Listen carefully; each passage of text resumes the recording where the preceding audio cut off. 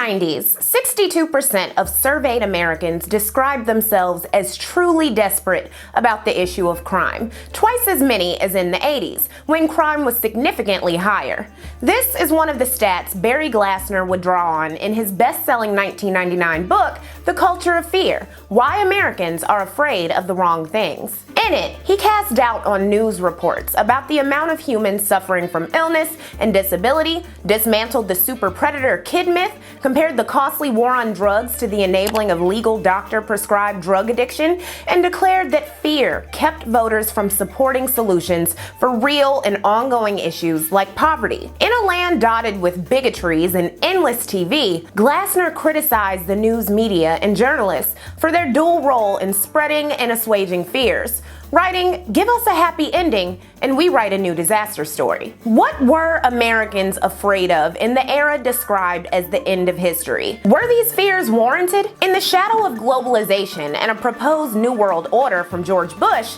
from conspiracy theories to aliens to government overreach, the variables of fear were endless.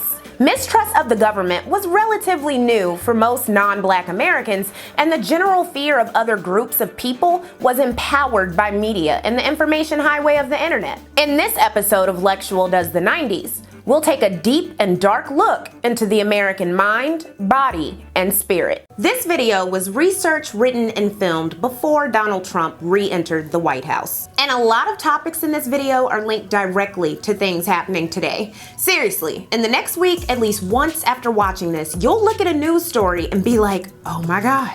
Intellectual Media said, "It's been crucial for me while producing this series to manage my mental health and get all the rest I need to stay sharp. This means not just having a good night's sleep, but a great night's sleep." Helix Sleep sent me this mattress back in spring 2024, and it changed my life. First of all, it came rolled up in a box and was easy to transport and set up.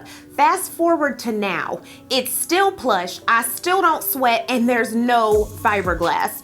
After a long day of working hard on intellectual media history lessons, I want to recoup my me time. Why doom scroll before bed when I can sit back on my premium mattress with a hot mug of fuck this administration tea and a book? Before I know it, I'm knocked out for the next 8 to 10 hours, and then I'm awake again, ready to teach and preserve history in a time of unparalleled chaos and propaganda. That can be you too. Well, maybe not the teaching history part, but the great night's sleep part.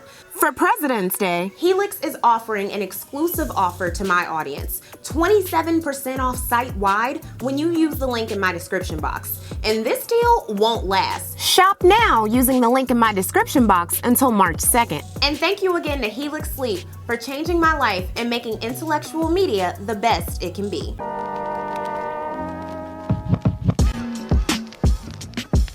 Why don't you tell me why you think you need therapy? I don't need therapy. I just told you that. Sorry. You know, you guys, you're supposed to be so good at listening, you can't even remember what I said to you 2 seconds ago.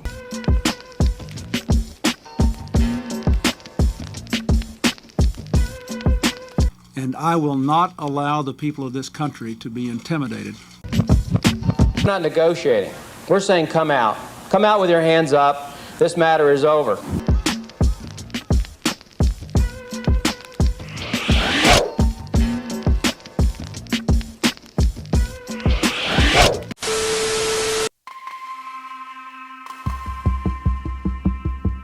This is C-Day for 4 men and 4 women set to begin a 2-year experiment and adventure. The C stands for closure, and in just a few hours they will be sealed into Biosphere 2. In 1991, 8 trained and carefully selected humans entered the Biosphere 2, the largest ever constructed closed ecological system ever created. Its total 3.14 acres featured artificial biomes, including a rainforest, an ocean complete with a coral reef, wetlands, and grasslands, plus 3,800 species of plants and animals. And if you look into the distance there, you can see a gentleman walking out of that hatch in the distance. That hatch at 8:15 this morning will be sealed after the 8 biospherians enter, and it will remain sealed for the next 2 years as those biospherians conduct all sorts of experiments and studies for that 2-year period.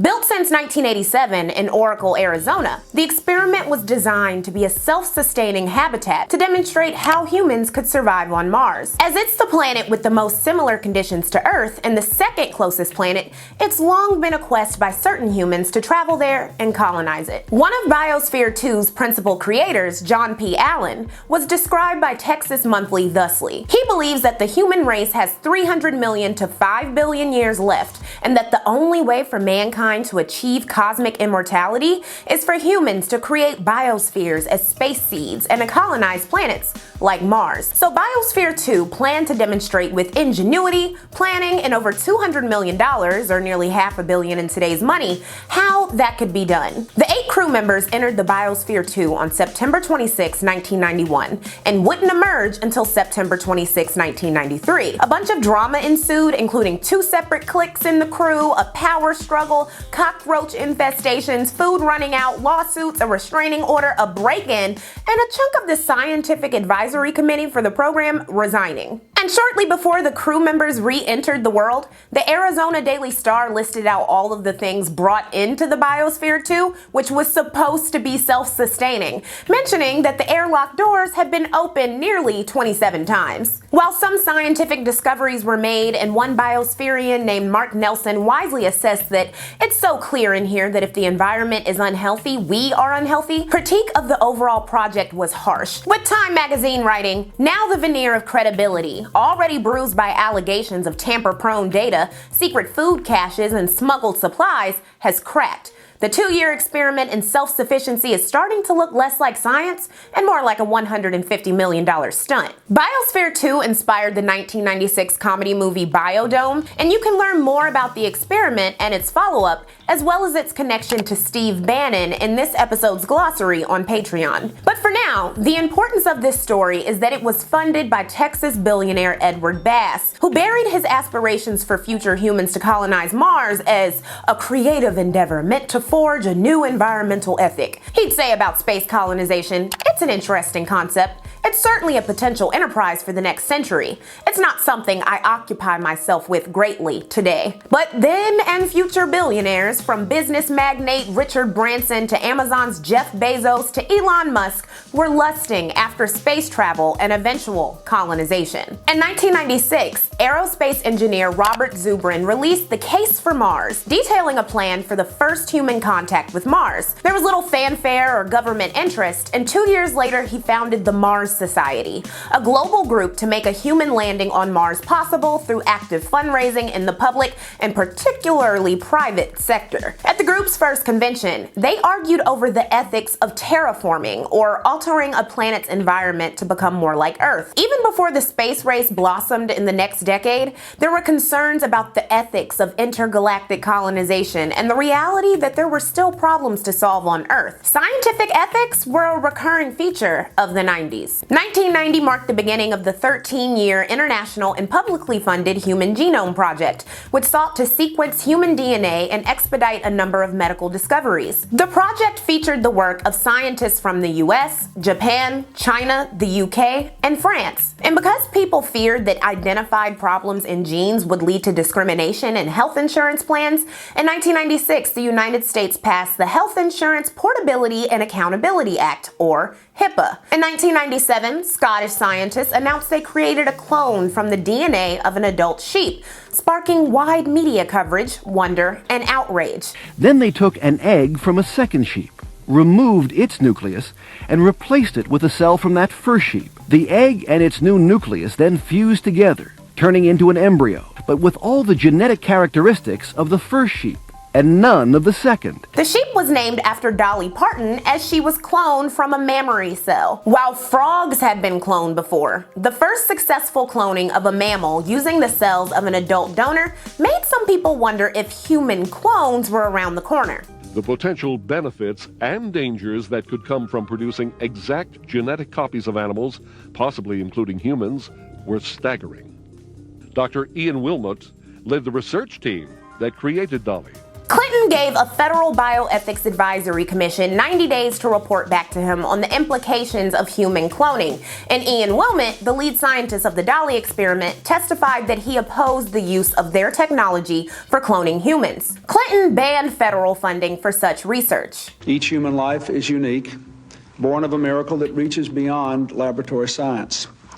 I believe we must respect this profound gift and resist the temptation to replicate ourselves. 19 other European nations also agreed to preemptively ban human cloning at the time. The same year as Dolly the Sheep, Rolling Stone published an influential investigative piece titled The True Story of John Joan. In it, the life of David Reimer, a man born male and raised as a girl, was laid bare. After a botched circumcision as an infant in 1960s Canada, David's parents feared that without a penis, he would be unable to find love or happiness as an adult. The psychologist John Money, believing that gender identity is a learned behavior, convinced his parents to raise David as a girl, complete with estrogen and forced gender roles. Money published his experiment as successful, even though it went horribly wrong, leading to David reversing his gender reassignment at the age of 14 and dealing with lifelong depression. Even still, Money's assertions that gender was changeable by nurture were influential from the 70s onward,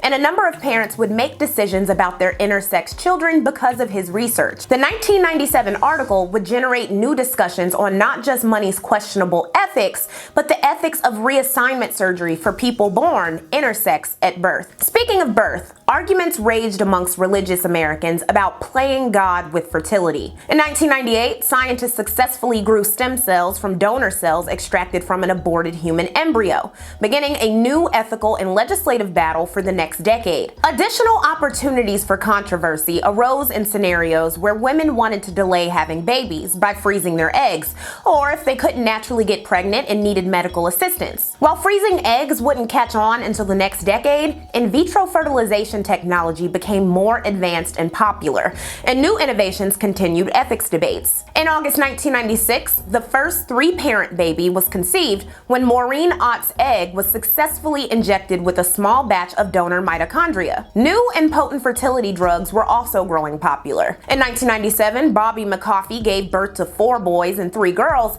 making them the first surviving set of septuplets, thanks to a fertility treatment named Metrodin. Time magazine reported that the number of multiple births had quadrupled since the 70s, prompting a perinatal epidemiologist to say, "It is an injustice to children to be born in litters." If manipulated birth could be controversial, manipulated death certainly was too. The first state to legalize assisted death was Oregon in 1997 and was seen as a victory in the right to die movement. But elsewhere, the terminally ill had little recourse unless they could reach Dr. Death. Between 1990 and 1998, Dr. Jack Kevorkian used his own specially designed euthanasia device to help end the lives of 130 people that he and his lawyer alleged were terminally ill. Kevorkian would be acquitted in court 3 times between 1994 and 1997, and a 4th charge ended in a mistrial. But his luck ran out. In 97, the Detroit Free Press published an expose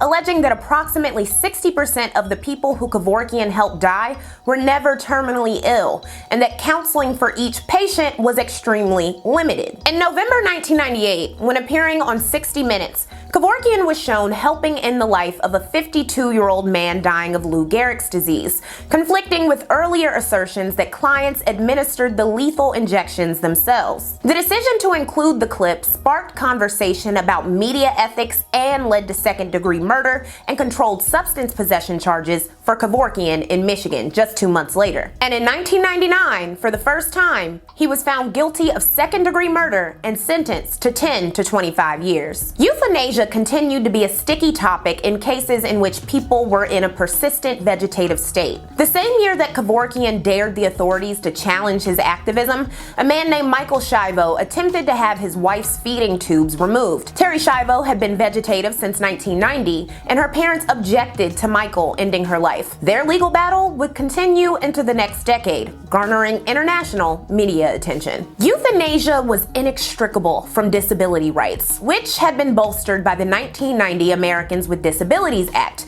signed into law by George H.W. Bush. The passage of this law came after the March 12, 1990 Capitol crawl, when 1,000 disability activists marched to demand the act's passage. Approximately 60 activists discarded their wheelchairs and canes to crawl up the Capitol steps, showcasing the inaccessibility of typical American infrastructure. Unfortunately, for the rest of the decade, there was a decline in the employment of people with disabilities, with Thomas Delaire hypothesizing that businesses didn't want to be burdened with extra expenses for accessibility, with young, less educated men being the most impacted. But in 1990, disability activists cheered the new legislation. In the midst of anti-healthcare reform rhetoric dogging the Clintons in 1994, it was announced that Ronald Reagan had Alzheimer's disease. The former president wrote in an open letter, "I now begin the journey that will lead me into the sunset of my life." Michael J. Fox and Janet Reno's Parkinson's disease diagnoses were additional high-profile disabilities. The cause of debilitating illnesses like Alzheimer's and Parkinson's was at the core of research like the Human Genome Project and various specialized institutions and foundations that churned out experiments and data for preventions and cures. The mortality rate from all cancers for men and women of all races declined between 1990 and 1998, largely due to the drop in smoking-related cancers. The desire to improve human life expectancy and quality were constantly impacted, though, by revelations about hazardous materials from the nation's past. Before, there were arguments raging about the existence of Gulf War syndrome. In the early 90s, after reports that asbestos was harmful, private companies removed the substance from American schools, costing $10 billion in a short yet lucrative market. The asbestos ban and phase-out rule, introduced in 1989, was protested by companies who didn't want to be regulated, and the asbestos manufacturers sued the EPA in 1991, leading to the ban being overturned. The next year, the primary concern became lead, which had been linked to violence, ill effects, and mental degradation since its use in antiquity. While lead was phased out of car fuel since the 80s, it still existed in paint and other products, gradually becoming illegal in 1996. And new publications sounded the alarm about how lead exposure had likely impacted past and contemporary crime rates. New homes, buildings, cars, and products without lead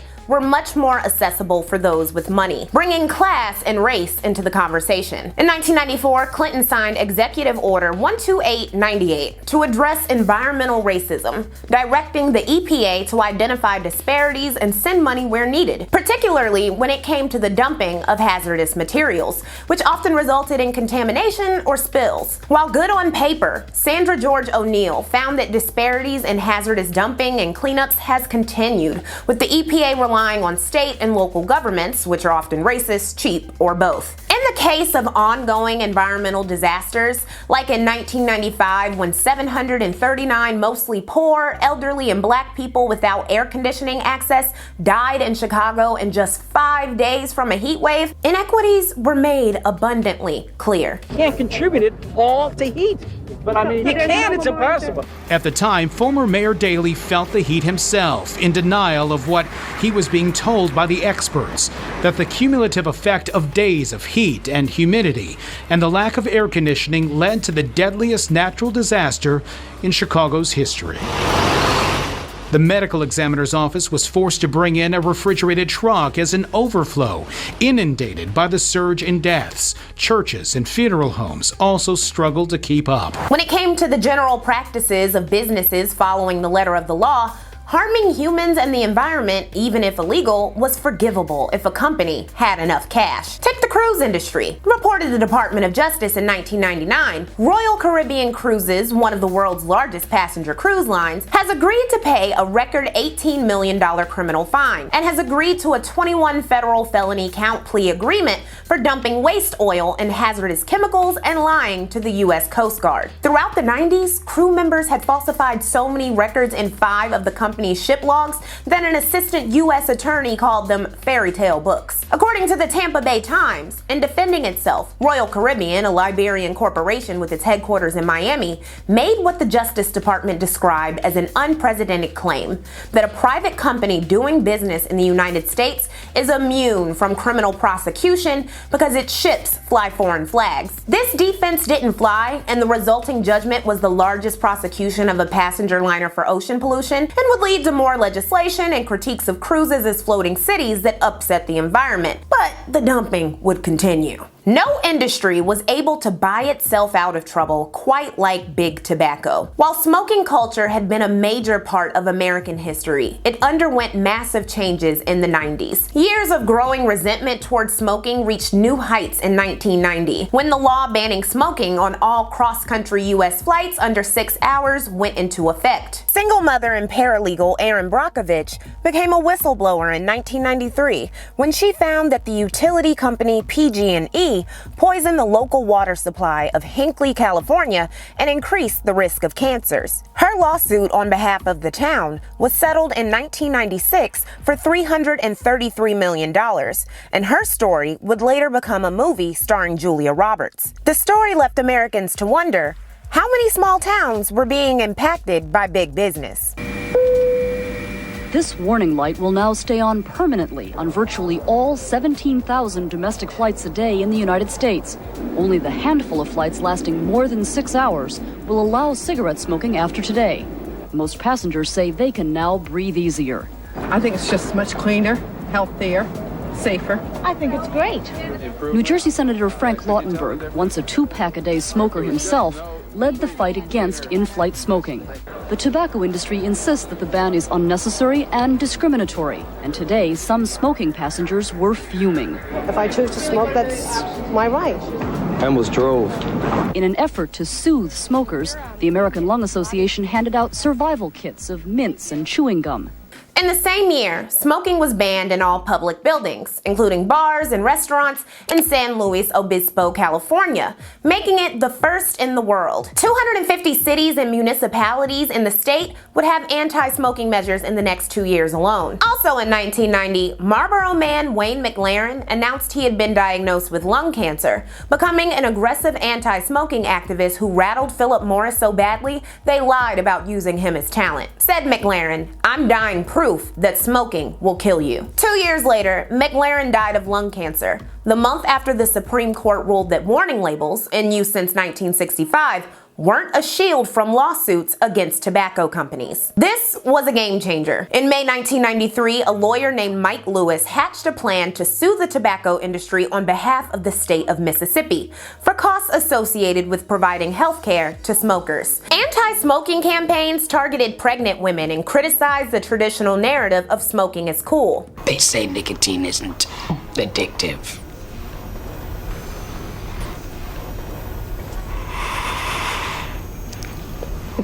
How can they say that? As for smokers themselves, aka the 1 in 4 Americans who smoke squares, some felt discriminated against as the pressure tightened to stop smoking in public places. Reported the LA Times, walk down most any street in any US city and the scene never varies. Smokers standing in clusters on the sidewalk. Smokers huddled in a corner when the weather turns foul. Smokers forming a gauntlet at the front door of thousands of offices. And in their wake, they leave a pile of crushed cigarette butts as evidence of their communal gatherings. Added one smoker in Denver, "We're a dying breed," no pun intended. A woman even started a short-living smoking singles magazine. A man launched an unsuccessful smoking lobbying group, and another wistfully dreamed of funding an airline called the Freedom Air Smokers Club. For others, not all of them smokers, the concern was that the anti-tobacco movement was prohibitive and could eventually lead to alcohol prohibition-style organized crime. At least, that's how tobacco companies and their lobbyists would spin it. What the FDA wanted was limits on nicotine and tar levels,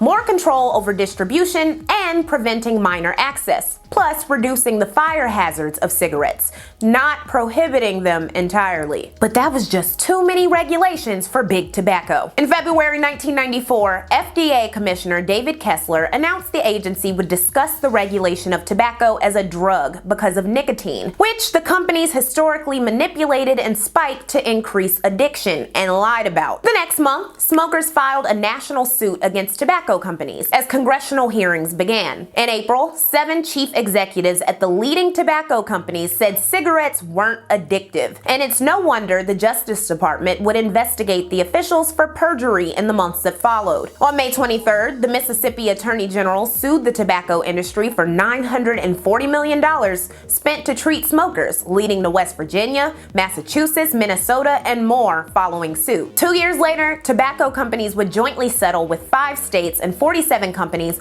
for the first time in 40 years of litigation, eventually agreeing to pay $206 billion. This agreement didn't require the FDA to regulate tobacco, and companies were incentivized to maintain high sales of their products to make payments. But for some, it was a start. The catalyst? In 1996, Brown and Williamson research scientist Jeffrey Wiggand appeared on 60 Minutes and declared that tobacco companies were actively trying to get people addicted to their products. The same year, the FDA required retailers to check the ID of anyone buying tobacco who looked younger than 27. Smoking in clubs and bars was banned in California statewide in 1998, the same year that tobacco executives admitted on record that nicotine was addictive. Speaking of addictions, while crack was the predominant and racially tinged drug of the 80s and early 90s, iatrogenic addiction to painkillers was taking hold. Doctors had once been hesitant to prescribe opioids because of addiction possibilities, though a small and vocal group of doctors, like pain specialist Russell Portnoy in 1993, insisted that there is a growing literature showing that these drugs can be used for a long time with few side effects. Oxycodone was approved by the FDA for Purdue in 1995, even though the company hadn't done tests on the product's addictiveness. Purdue marketed the pills under the brand name OxyContin as a solution to start with and to stay with, not just for cancer or surgery, but for an endless amount of causes, even though people went through ghastly withdrawal symptoms between doses. Once you've found the right doctor and have told him or her about your pain, don't be afraid to take what they give you. Often, it will be an opioid medication. Some patients may be afraid of taking opioids because they're perceived as too strong or addictive, but that is far from actual fact. When these addictive pills got too expensive or were no longer prescribed, hundreds of thousands of Americans would eventually reach for heroin, wrote 7 authors in the Annual Review of Public Health. Between 1996 and 2002, Purdue Pharma funded more than 20,000 pain-related educational programs through direct sponsorship or financial grants, and launched a multifaceted campaign to encourage long-term use of opioid painkillers for chronic non-cancer pain. As part of this campaign, Purdue provided financial support to the American Pain Society, the American Academy of Pain Medicine, the Federation of State Medical Boards, the Joint Commission, pain patient groups, and other organizations. In turn, these groups all advocated for more aggressive identification and treatment of pain, especially use of opioid painkillers. People were also seeing a lot more about these dangerously addictive drugs. Julie Donahue wrote, "Spending on direct-to-consumer advertising of prescription drugs increased dramatically from $166 million in 1993 to $4.2 billion in 2005. The seed was planted for tragedy in the next decade." In 1996, Clinton signed the Mental Health Parity Act, which equalized psychiatric conditions to medical/surgical ones under health insurance. Mental health had grown in importance, and we can see this by the rise of self-help and inspiration genre books like The 48 Laws of Power, Rich Dad, Poor Dad, Chicken Soup for the Soul, and The Power of Now, a guide to spiritual enlightenment. There was also therapy, and endless movies from the decade joked about The Shrink. The massively successful HBO show, The Sopranos, began its first season in 1999, with patriarch and mob leader Tony Soprano attending therapy after having a panic attack. Also, am I supposed to say soprano? I know somebody's gonna get on my head because I'm saying soprano, but I'm from North Carolina. It's soprano to me, but I know people be saying soprano. Sorry. Complain, Tony. Let me tell you something. Nowadays, everybody's got to go to shrinks and counselors and go on Sally, Jesse Raphael and talk about their problems. Whatever happened to Gary Cooper? The strong, silent type. That was an American. He wasn't in touch with his feelings. He just did what he had to do. See, what they didn't know was once they got Gary Cooper in touch with his feelings, that they wouldn't be able to shut him up. And then it's dysfunction this, and dysfunction that, and dysfunction motherfucking. You have strong feelings about this. Let me tell you something. I had a semester and a half of college, so I understand Freud. I understand therapy as a concept. But in my world, it does not go down. But for Tony and the audience, it was a new era. Mental health and physical ailments plus addiction would be a key feature of the show's plot lines during its 6-season run. It would ultimately become one of the most critically acclaimed shows of all time. And 2 months after The Sopranos appeared, another anxious mobster attended therapy in the film Analyze This. Why don't you tell me why you think you need therapy? I don't need therapy. I just told you that. It's for my friend. I'm sorry. You didn't hear me say that? Yeah, I'm sorry. You know, you guys, you're supposed to be so good at listening, you can't even remember what I said to you 2 seconds ago. So sorry. If mobster characters were attending therapy, obviously something had shifted in our culture. There were some 40,000 psychiatrists, 125,000 psychologists, 10,000 psychoanalysts, and 150,000 social workers by the end of the decade. And one study from 2003 found that there was a dramatic increase in the rate of treatments for mental health disorders, including visits to therapists. Hopefully, most of these visits were voluntary. In 1993, a young man named Banning Lyon published an editorial in the New York Times titled, "You're Sane When the Insurance Money Runs Out," detailing how he had been one of hundreds of teenagers forcibly hospitalized and diagnosed as depressed or otherwise mentally ill in order for national medical enterprises to carry out medical fraud in the late 80s and early 90s. One patient testified that while hospitalized, he was restrained in a body net for 200 days, but that once his insurance was canceled, he was released from the hospital. Banning Lyon and 133 others sued the hospital chain, who settled out of court after the article came out. They would later plead guilty to paying kickbacks and bribes for referrals, even as a former executive admitted to arranging $20 million to $40 million in illegal payments, and then scheming to get Medicare reimbursement. Reported the Washington Post, NME must pay about $357 million to the federal government, $16.3 million to several states, and several million dollars to a number of programs and agencies. Investigations into healthcare fraud would follow. But back to mental health. In 1990, Prozac was the best-selling antidepressant of all time and would be immortalized in Elizabeth Wurtzel's 1994 memoir, Prozac Nation. It was a polarizing tome, with reviewer Walter Kirk writing, "It's really a work of singular self-absorption, and its pain, however real it may have been in real life, often seems fake on the page.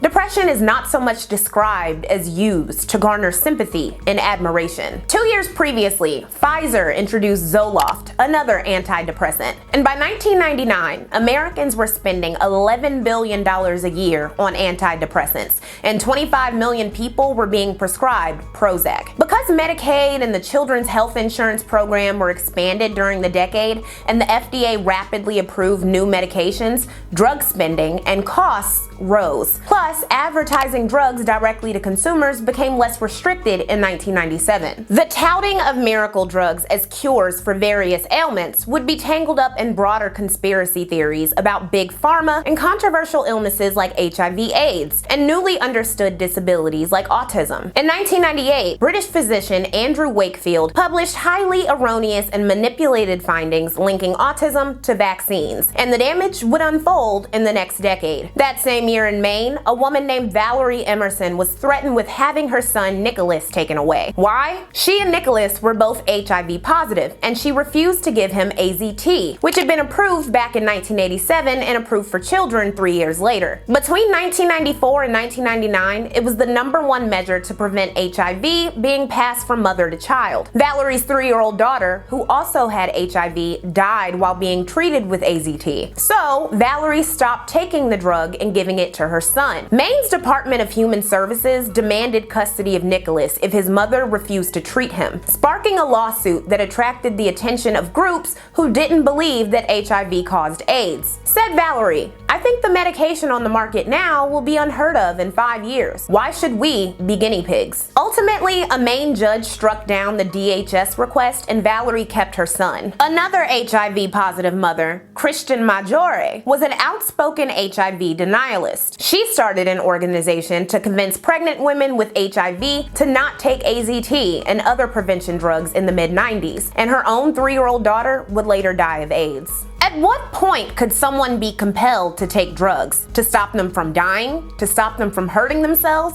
What about to stop them from hurting others? Thanks to a ruling in 1992 by the Supreme Court, states couldn't force mentally unstable criminal defendants to take antipsychotic drugs to maintain competence during trial. Relatedly, just as in the 80s, the mental status of mass killers, along with rights to privacy, made predicting their behavior tricky. Ted Kaczynski was a math prodigy from Chicago, Illinois. While at Harvard in 1959, he participated in a psychological study under Henry Murray. The study would come under heavy scrutiny, and some believed it was a part of Project MKUltra's research into mind control, which you can learn more about in this episode's glossary. Ted went on to earn his master's and doctorate at the University of Michigan and become a professor at Berkeley University at the age of 25 in 1967, though he would walk away from his academic career 2 years later. He had grown increasingly Luddite in nature, shunning modern society and moving off the grid in 1971 to a remote area of Lincoln, Montana. His one-room cabin was surrounded by booby traps, so he could work on his big project in secret. From 1978 to 1995, the former math professor mailed 17 bombs that killed 3 people and injured 23 others. The first 3 were at Northwestern University and an American Airlines bomb that went off mid-flight. The FBI, ATF, and Postal Inspection Service formed a task force in 1979, composed of 15 agents who had to grapple with intentionally misleading clues and a complete lack of fingerprints. Because it was an investigation on the university and airline bombings, the Unabomber now had a name. The next year, FBI profiler John Douglas predicted that the Unabomber was a neo-Luddite science scholar. Ted Kaczynski would spend the 80s evading law enforcement. But the 1994 killing of Thomas J. Mosser, an executive at a PR firm that helped fix Exxon's public image in the wake of the 1991 oil spill, and the 1995 murder of the president of the California Forestry Association reignited public interest in the Unabomber. With the public's attention, Ted sent letters to various media outlets demanding that they publish his 35,000-word manifesto titled Industrial Society and Its Future. He wrote, "The Industrial Revolution and its consequences have been a disaster for the human race." The task force investigated esoteric academic circles, and top experts were given advance copies of the screed to see if they knew the writer. When Larry Flint's Penthouse magazine offered to publish the manifesto, the Unabomber said he'd plan another bomb to kill somebody if a more respectable publication didn't step up. Janet Reno and Louis Freeh encouraged papers to publish the manifesto in hopes that someone would recognize clues about his identity. The Washington Post published the Unabomber's words on September 19th, 1995. While people debated the ethics of the manifesto being published and whether or not the Unabomber was truly mentally ill or a dedicated activist who had resorted to violence to have his message heard, the message itself was sobering for some readers. Were humans too reliant on machines? Could a society whose socio-political foundation was technology put humans above that system? To those concerned about the rapid expansion of tech and its environmental and human costs, the writings of the Unabomber seemed quite sane. A week after the manifesto was published, Ted's estranged brother David recognized the ideas. He hired a private investigator to check on Ted and eventually assembled evidence for the task force. Ted was arrested at his cabin on April 3rd, 1996. Conspiracy theorists, as well as the manifesto, spread across online message boards and garnered public interest, especially from people who identified with the 1990 definition of neo-Luddite. 20th century citizens, activists, workers, neighbors, social critics, and scholars who question the predominant modern worldview, which preaches that unbridled technology represents progress. Some speculated that Ted was the Zodiac killer or the Tylenol killer. In 1996, an anti-natalist and anti-technology fringe movement pushed the Unabomber for president. By the way, eco-fascists love Kaczynski's manifesto, but he'd reject them as annoying leftists. Kaczynski was barred from representing himself at trial, and his lawyers plotted an insanity defense, which would be rejected by prosecutors, who pointed out the mental clarity of his manifesto. Not wanting his writings to be dismissed as the crazed ramblings of a homicidal maniac, Ted accepted a deal for life imprisonment without parole in 1998, and would spend much of his incarceration corresponding with academics. Unabomber's career is over. Today, for the very first time, Mr. Kaczynski offered to plead to a sentence of life in prison with absolutely no strings attached. The deal came after Judge Garland Burrell dealt Kaczynski a sobering setback. He denied Kaczynski's request to represent himself, a request he'd made to stop his defense from raising mental issues. As the judge spoke, Kaczynski listened calmly, looking straight ahead, answering questions in a strong tenor voice.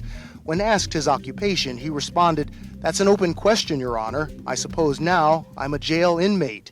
The mental health and ideology of mass murderers was a big deal in the 90s as tragedies continued. In fall 1991 in Killeen, Texas, George Hennard, a U.S. Navy veteran who had grown up wealthy and developed a drug problem, declared at his local favorite bar, "All women of Killeen and Belton are vipers." He was known for hating Black and Latino people, but also women. When he had stalked a pair of sisters in Belton, Texas, and sent them a menacing and delusional letter revealing a fragile mental state, it turned some heads, but nothing more. Said the Belton police chief, "There was nothing we could file charges on him for. There was nothing in that letter. It seemed like he had a crush on the girls." On October 16, 1991, at Lubys Cafeteria in Killeen, the place was packed shortly after noon thanks to people celebrating Boss's Day. George Hennard, toting a Glock 17 and Ruger semi-automatic that he bought back in February, drove his pickup truck into the building. In the ensuing chaos, Hennard shot and killed 23 people and wounded 27 others, weeding through the crowd to choose mostly women,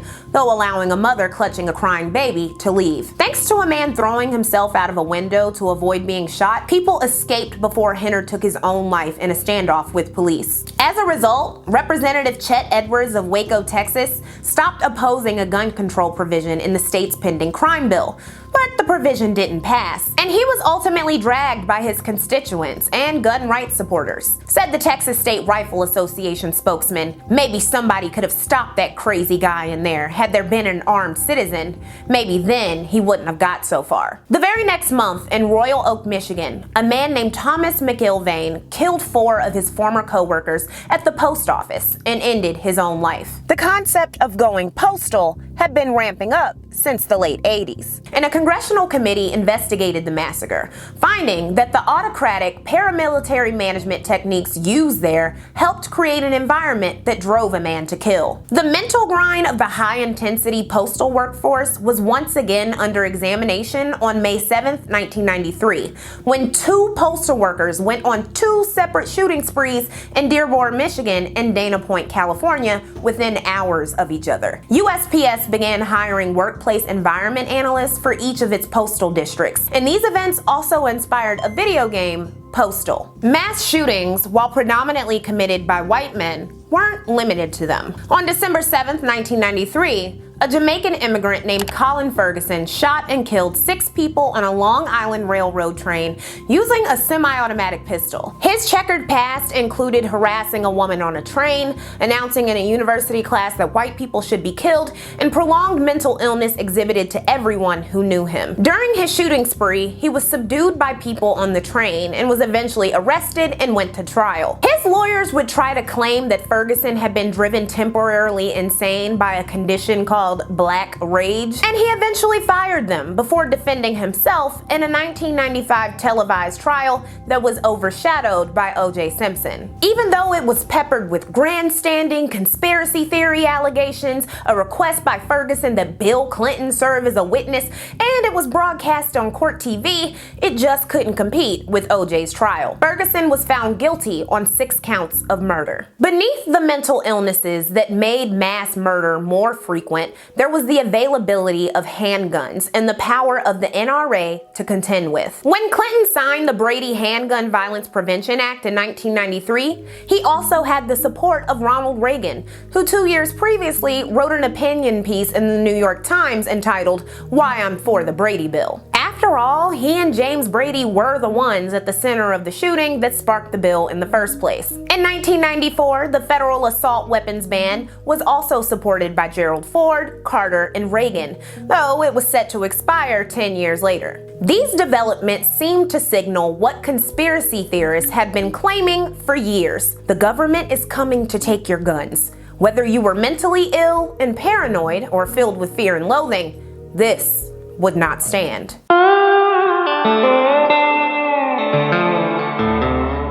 On Independence Independence Day, 1991, in Houston, Texas, a 27-year-old banker named Paul Broussard was beaten and stabbed to death by a group of 9 teenagers and a 22-year-old. He may have survived if emergency medical services hadn't been deliberately late to the scene. After a lack of media coverage, a chapter of the activist group Queer Nation held a silent demonstration protest in the Montrose neighborhood where Broussard was attacked, bringing national attention to his story. All of his murderers were sent to prison on plea bargains, but all were released between 2000 and 2015. While disagreements remain on whether or not the teens intentionally targeted Broussard because he was gay, his murder was followed just a few months later in November with the shooting death of another gay man named Philip W. Smith in the same Montrose neighborhood. Queer Nation organized a day of rage outside of City Hall. The slaying of a young gay man near this Montrose nightclub over the weekend has sparked the outrage.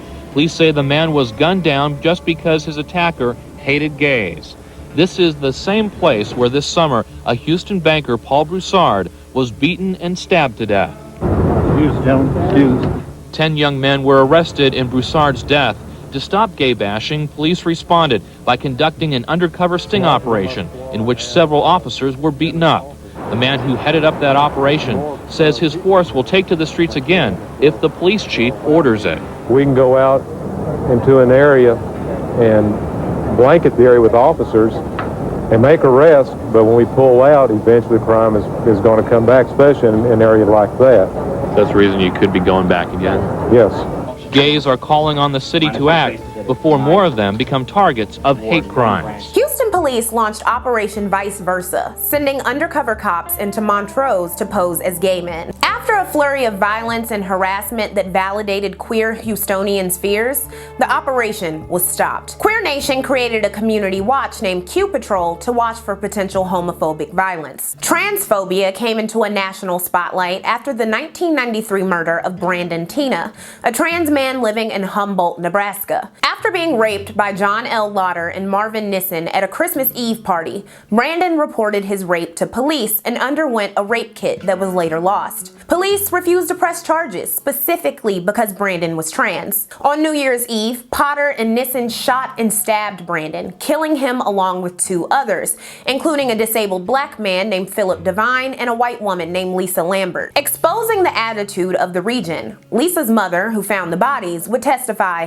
there was a Negro sitting on the floor in the living room in front of the couch. Meanwhile, in news coverage, Brandon was dead-named, misgendered, and blamed for his death as a deceiver. Both of Brandon's assailants were convicted of rape and murder and jailed for life, with Lauder receiving the death penalty. When New Yorker reporter John Gregory Dunn asked a local pastor why so few citizens showed up to the trials or seemed to care, his answer prompted Dunn to write, "What seemed implicit in his remark was that the accused and the dead were an embarrassment to the community's upbeat, middle-class image of itself." Brandon's story would be fictionalized in the 1999 film Boys Don't Cry. The movie was heavily altered, strangely omitting the murders of the 2 others killed alongside Brandon, not even including them in the memorial credits at the end of the film. In the 6 years that passed between Brandon's murder and the movie made about his life, little had changed, evident by 1993's Don't Ask, Don't Tell and the 1996 Defense of Marriage Act. The latter was passed because of the ongoing Bear versus Mike trial in Hawaii. When 3 same-sex couples sought marriage and challenged the state,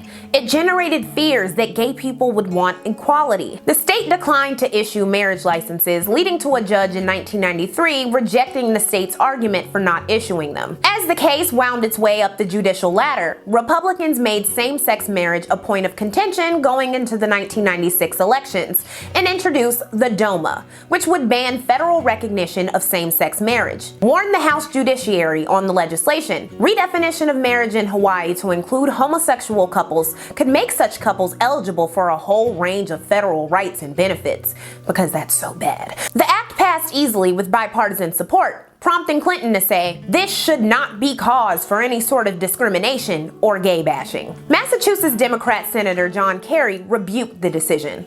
Obviously, the results of this bill will not be to preserve anything, but will serve to attack a group of people out of various motives and rationales, but certainly out of a lack of understanding and a lack of tolerance. The DOMA would be followed by 30 states passing laws defining marriage as an act between a man and a woman. It's no wonder that conversion therapy, which had been offered in religious circles since the 60s, continued through Pray the Gay Away programs, though the American Psychiatric Association listed depression, anxiety, and self-destructive behavior as likely outcomes of such therapy in 1997. The following year, Matthew Shepard was a 21-year-old political science major at University of Wyoming in Laramie. On October 6th, he was robbed, tied to a fence, and tortured by 22-year-old Aaron McKinney and 21-year-old Russell Henderson after being approached by them at a bar. The duo left Shepard tied to the fence when they left, and he would spend 18 hours in freezing weather. McKinney and Henderson got into a fight in town shortly after the assault, with police called to break it up. Police searched their vehicle and found bloody evidence, a gun, and Matthew's credit card and shoes. Meanwhile, a morning cyclist sighted Shepard tied to the fence,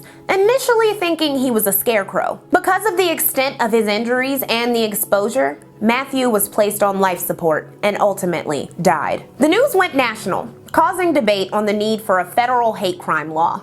41 states had hate crime laws in 1998, and only 21 covered sexual orientation.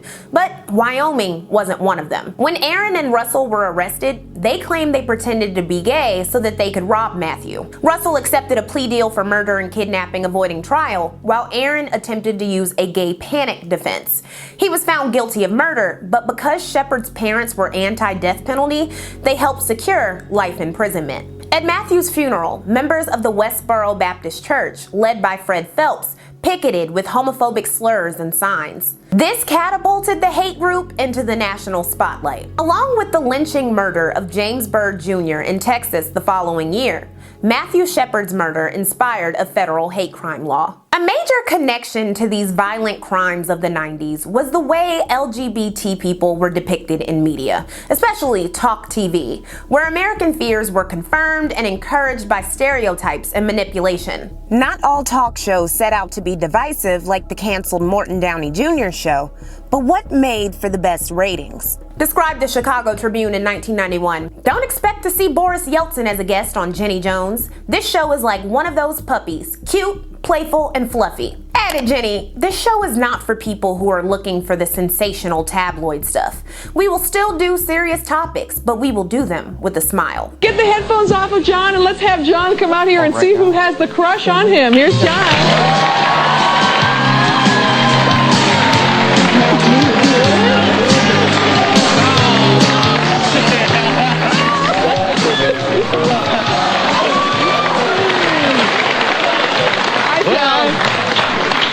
Did you think Donna had the crush on you? Did I? No, we're good friends. Well, guess what? It's Scott that has the crush on you. You lied to me.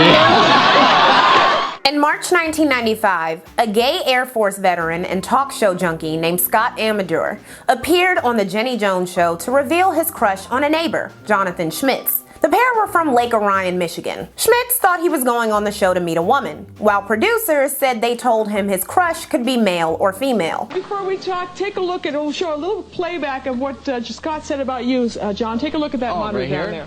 there. Well, it entails like whipped cream and champagne, stuff like that.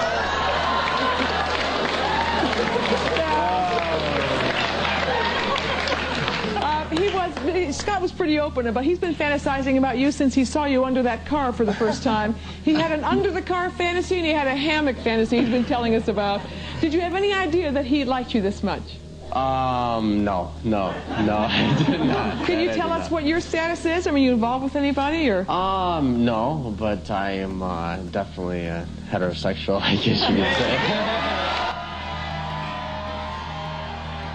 After the awkward taping, it's disputed whether or not the pair had an intimate encounter, but they traveled on the same plane back to Michigan and Jonathan drove Scott home. On March 9th, after Scott left a suggestive note at Schmitz's house, the latter bought a shotgun, drove to Scott's home, and shot him twice in the head. He left, called 911, and confessed before being charged with first-degree murder. While Schmitz would be found guilty and sentenced to 25 to 50 years, the producers on the Jenny Jones Show, when sued by Scott's family, were found not liable for the crime that followed the segment. Talk Talk shows were facing harsh new criticism for their methods in courting viewers. By manipulating guests, enticing trashy criminals with small paychecks for their 15 minutes of fame, and playing up stereotypes. At the highbrow end of talk shows, towering above Jesse Raphael, Geraldo, Montell Williams, Rosie O'Donnell, and Rolanda Watts, was Oprah Winfrey, who dominated like no other. In 1990, the freshly erected Harpo Studios took up 88,000 square feet of space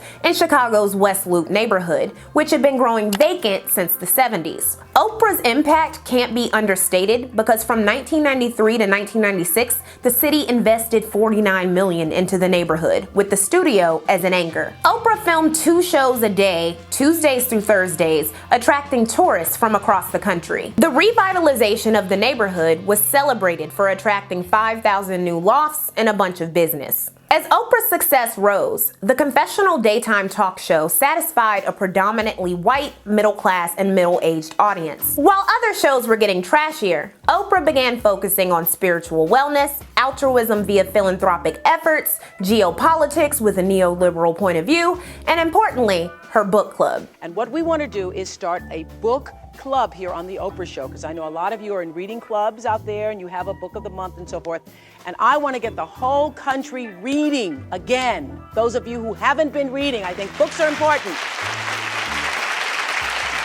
So in 1996, Oprah had an audience of approximately 33 million viewers a week. And the first book she selected for her club was Deep End of the Ocean by Jacqueline Mitchard. Before being recommended, publishers shipped 68,000 copies of that book.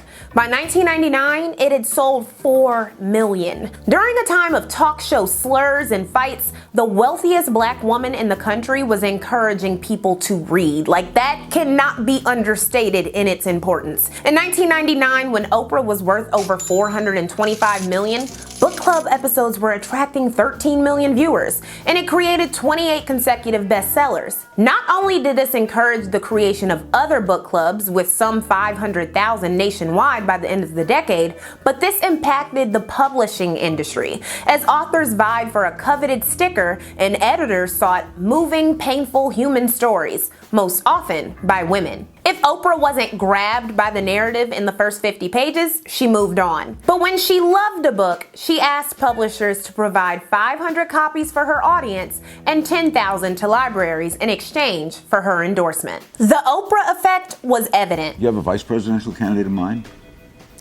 Well, I really haven't gotten quite there yet. It's just Oprah. I love Oprah. Oprah would always be my first choice. She'd earned 13 Emmy Awards in the 90s for her show and hosting skills, thanks to segments like the 1993 special interview with Michael Jackson, his first in 14 years. It was the most watched interview in history, with 90 million live viewers. In 1995, Oprah admitted to having used crack with an ex-boyfriend, stunning her audience and producers. In that same year, when gearing up for battle against Texas beef barons, which we discussed in I Love the 90s Food History, she received help from a consulting firm owned by Philip McGraw, who'd later appear on her show in 1998 as Dr. Phil. Dr. Phil's appearances were a part of a broader redirection towards spiritualism and bootstrap belief programming on the show called Change Your Life TV. Oprah originally wanted to quit hosting, but said while filming the Toni Morrison adaptation Beloved in 1998 that she realized she had a responsibility to her enslaved ancestors to use her voice and opportunities. She used her voice to champion gay rights, appearing as a therapist in Ellen DeGeneres' Coming Out episode and defending the choice on her show in 1997. And if you are going to represent yourself as a Christian, and then you're going to go on the show and say that you also support that, it's double standarding. I take full responsibility for my going to hell or heaven. I take full responsibility, and I feel that everybody who's concerned about me now going to hell because I'm doing the Ellen DeGeneres show, I think that you all should take that energy and try to create a little heaven here on earth for everybody. And I take full responsibility for it. I take full responsibility for it. See, I believe God created Ellen. I believe God did that. Right. And if Ellen says she's gay, I believe God created her gay. I believe God did that. You can't stand up there on that show and in front of this whole American society and say that you that you support that. I mean, I support her right to be who she thinks she is. Girl, what is you crying for? In 1999, the same year it was reported that she was worth $675 million, Oprah would sign a record-breaking $100 million deal to renew her show. While Oprah dominated, very few came close to reaching her level, let alone beating her. In 1993, 24-year-old actress Ricki Lake beat out Veronica Webb, Melissa Rivers, and Jane editor Jane Pratt to headline her own show geared at a younger crowd. The Ricki Lake show attracted teen and young adult audiences by discussing everything from weed to relationship issues to hosting talent shows. Lake also platformed Westboro Baptist Church leader Fred Phelps in season 1. Per the New York Times, Miss Lake spends her days going over the usual talk show fare, talking to mothers about their problem daughters, to women in the Ku Klux Klan, to men about sexual turn-ons, and to women whose brothers claim they are too promiscuous, but with her own spin. Ricki would explain, "It's not exploitative, it's not crude, it's not freaks. We're offering a clearer alternative to people who want to watch talk shows but feel they can't relate to the shows on menopause or whatever, the older skewing issues." Catch that shade, Oprah. In the same telling interview, Ricki Lake would remark on her typical choice for audience commentary, saying, "If I see two people, not that I'm playing favorites or anything, but if I see a young white guy in the audience or I see a big black woman, I'll go to her because she'll have the more outspoken comment 9 times out of 10. It makes the show." This formula worked for the show's ratings. Ricki Lake was popular, but she never beat out Oprah in the ratings. Only one talk show briefly did in some markets, and it was at the low end of the talk show spectrum. Of course, I'm talking about the Jerry Springer Show, which prompted Geraldo to remark, "If that's the level that the daytime business has sunk to, I'm so pleased not to be part of it anymore." Reported The Independent in 1995, nearly 30% of Ricki's viewers are in the 16 to 34 age bracket, the sector most highly sought after by television companies, and another 8% are under the age of 15. Gerald Springer, an immigrant from London, earned a law degree and had a political career in Ohio before he became Jerry. He was elected to city council in Cincinnati in 1971, and despite resigning when news broke that he paid a sex worker with a check, he was re-elected 3 more times. When he failed to become governor, Springer hosted local news in the 80s, eventually starting The Jerry Springer Show in 1991. It originally featured political commentary and interviews with distinguished guests like Jesse Jackson, even airing in Cincinnati, Macon, St. Louis, Cleveland, and Knoxville. The series went national in 1992, but it was under threat of cancellation within 2 years. A new producer named Richard Dominic directed the content to be shocking, vile, and exaggerated. He'd say, "If you want to save the whales, call Oprah. If you're dating a whale, call us." Well, baby, you know I love you. You know we've been together for 3 years. We're talking about having kids. We're talking about getting married. But I brought you here to tell you that I'm really a woman.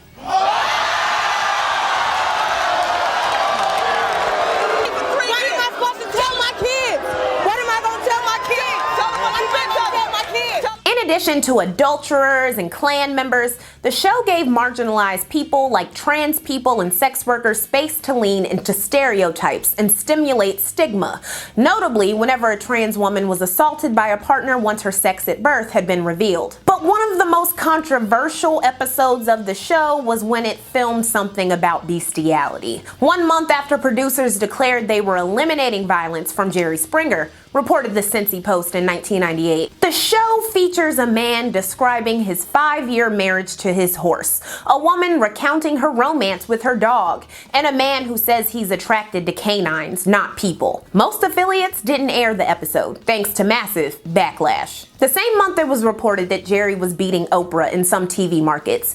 Jerry justified his programming thusly in Rolling Stone. "I mean, American television is so upper white middle class. On mainstream television, that's the only perspective we see.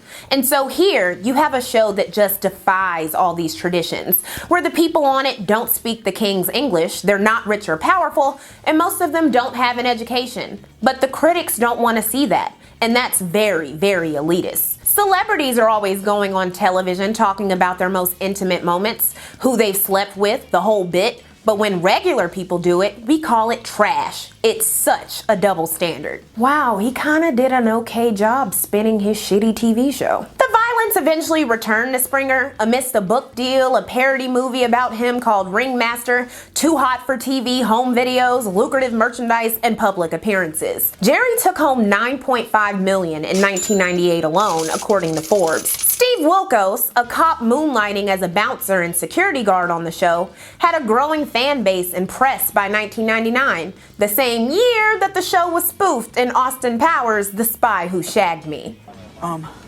Well, my dad is the head of a worldwide evil organization with aspirations of world domination. Wow, pretty serious stuff. Where is he now? He's like cryogenically frozen, orbiting the Earth or something. That's what you think. But we have a surprise for you, Scott. Okay, let's bring out Scott's father, Dr. Evil. Jerry's popularity rubbed off on other content, with Maury Povich's 7-year-old show being retooled in 1998 to focus on sex, lies, and paternity tests. Across the medium, talk TV guests were lured by the promise of free travel and accommodations, a $100 to $300 stipend, and 15 minutes of fame. Viewers were enticed by the bizarre and stereotypes that confirmed their worst fears and bigotries. Wrote television critic Marvin Kittman, "Why is the show so popular? What Jerry is doing is an old-fashioned kind of freak show. It's like going to the circus and seeing the bearded lady, the man who bites off chicken heads, sword swallowers, and so on." Many observers found no nutritional value in the genre, pointing out that talk TV represented the worst aspects of the American media diet. Where's the fun new place to look at entertainment news and celebrity gossip 24 hours a day? Madonna is now seeing a dancer. Look-y. Where's the fun new place to look at intimate interviews with the latest and the greatest? Bow-nose entertainment. Look-y. Where's the fun new place to look at movies being made, music being played, TV, what to see, and lots more? And I go, "Are you Jack Nicholson?" He goes, "Yeah. Are you finished?" Look-y. In a country where millions tuned into MTV reality shows, entertainment television specials, Judge Judy, and Jerry Springer Smackdowns to watch the scandalous lives of fellow citizens and/or favorite celebrities laid bare, there were also new opportunities for various intellectual interests, but their value was subjective. Court TV benefited from the 45 states that allowed cameras in courtrooms, covering everything from the Menendez brothers to the murder-for-hire plot entangled with rookie NFL franchise, the Carolina Panthers. Entertainment Weekly described its 1991 launch as part C-SPAN, part Monday Night Football. Court TV even had Cochran and Grace, in which famed lawyer Johnny Cochran and Nancy Grace analyzed the latest in lawsuits and criminal trials. Hardcore viewers of such programming became self-proclaimed legal experts from their couches, using their talents to render judgment during their viewings of Law & Order, Cops, Homicide, Life on the Streets, and NYPD Blue. After the Arts and Entertainment Channel was called the Hitler Channel in 1992 by TV Guide for its frequent programming about the Nazi leader in World War II, the channel kicked the programming to its 1995 creation, the History Channel. For all of history, all in one place. Call your cable company and ask them to carry the History Channel. At the time, this channel was kinda remarkable. Said Salon, the History Channel airs as many as 40 hours of World War II programming weekly, and sometimes as many as 12 hours in a single day. The channel was a surprise hit, with 8 million subscribers by the end of the year, nearly double the expected amount. It was 18 million the following year. It was especially popular with affluent white males between the ages of 24 and 54 who loved war coverage and reruns of documentaries and miniseries that bombed on other channels, like the 29.5-hour War in Remembrance. The quality of the content, however, was fact blended with fiction, speculation, and downright conspiracy theory. Lee Harvey Oswald could not have fired the fatal shot that killed our president. Fact or fantasy? He asked me if I would volunteer to kill him. I've tried everything I know, and no one wants to look at the evidence. The History Channel presents one man's intriguing theory in the controversial The Men Who Killed Kennedy. All this week at 9 Eastern, 10 Pacific, only on the History Channel. By the way, Fact blended with fiction, speculation, and downright conspiracy theory were reasons affluent white males between the ages of 24 and 54 also loved talk radio, particularly the extreme rants of Rush Limbaugh. And for a devoted slice of the white male talk radio demographic, there were shock jockeys like Howard Stern, whose fame rose in 1992 when he had the #1 radio morning show in New York and Los Angeles. Stern quickly became a TV host, best-selling author, and for a short time, the 1994 Libertarian candidate for governor of New York. On the Howard Stern show, he once talked a man down from jumping off the George Washington Bridge, insulted Selena and Latino people shortly after her tragic murder, and asked why the Columbine killers didn't rape anybody. Those are just a few examples, but the show would be the highest rated program in New York until 2001, and syndicated nationwide. But back to TV. MTV's news programming, while commended for reaching Generation X, was derided as watered-down swill. CNN had proven that 24/7 news was profitable back in the 80s, and now other companies wanted a slice of that action. MSNBC, which launched on July 15, 1996, rotated contributors who were refreshing because they were an average age of 35. The channel focused on attracting a tech-savvy audience by reporting most often on the internet. It had a teeny audience of 24,000 by 1997 compared to CNN's 578,000 and Fox's 30K. But it scrapped its internet show to boost coverage on events like the deaths of Princess Diana and Mother Teresa. While MSNBC garnered praise for its flexibility and racial diversity, like by bringing out a spare black contributor for topics like O.J. Simpson, black opinions and those of other minorities weren't sought for other important mainstream topics. Omar Wasow, a black and Jewish commentator who would go on to found Black Planet, acknowledged the cutthroat nature of pundit TV in 1997, telling the New York Times, "I'm trying to come up with some zingers for the conservatives. What are you smoking, or are you high? It's pathetic that I have to think them up ahead of time, but when the audience is keeping score, if you can't dish it out with the best of them, you're not really in the game." This type of punditry content was destined to be a major player in future elections. Pontification on ongoing scandals and mass casualty events garnered more airtime versus boring topics like healthcare, taxes, and pending legislation that would impact businesses and regulations. Said former Clinton press secretary George Stephanopoulos, "I personally can do more for the progressive cause as a commentator in the next 4 years than I could in the White House." Pundits also acknowledged that watering down material and adding jokes was the future of political commentary, glazing controversy with a protective coat of comedy. Remarked Bill Maher, a self-proclaimed reluctant conservative and host of Politically Incorrect, "You gotta fish where the fish are. Are we doing justice to issues the way Firing Line is? No. But who's watching Firing Line?" When Politically Incorrect moved from Comedy Central to ABC in 1996, it was receiving 3 million viewers a show, and Comedy Central replaced it with the political satire The Daily Show. In 1996, Rupert Murdock launched Fox News, which was led by former Rush Limbaugh producer Roger Ailes, and meant to capture the growing chunk of Americans who rejected what they called politically correct news and media. How did it happen? How did television news become so predictable and in some cases so boring? Few broadcasts take any chances these days, and most are very politically correct.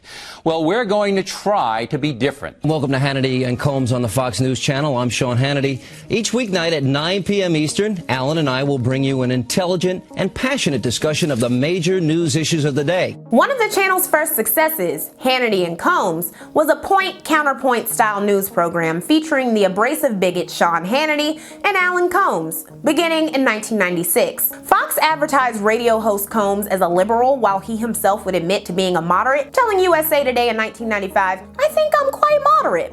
I follow Limbaugh on about 100 stations, and I precede other conservatives, so I may be the only person giving a different point of view." Bill Riley got his own Fox show in 1996 and became one of the highest rated of any news program. When ousted from political office, Newt Gingrich was snapped up by the company in 1999, for an exclusive commentary deal, and Geraldine Ferraro also joined the network as a political commentator. Between 1996 and 1999, Rupert Murdock spent over $400 million trying to get cable operators to carry Fox. Reported Forbes in 1999, as one of the last channels to get wide distribution on a crowded cable dial, Fox News' reach into 43 million homes gives it a value of $1 billion by some estimates. In the ratings race, it is well behind CNN, but draws as many viewers as MSNBC, even though the joint venture of NBC and Microsoft is piped into 9 million more homes. The magazine added, Fox News pays cable systems a one-time fee that averages $10 per subscriber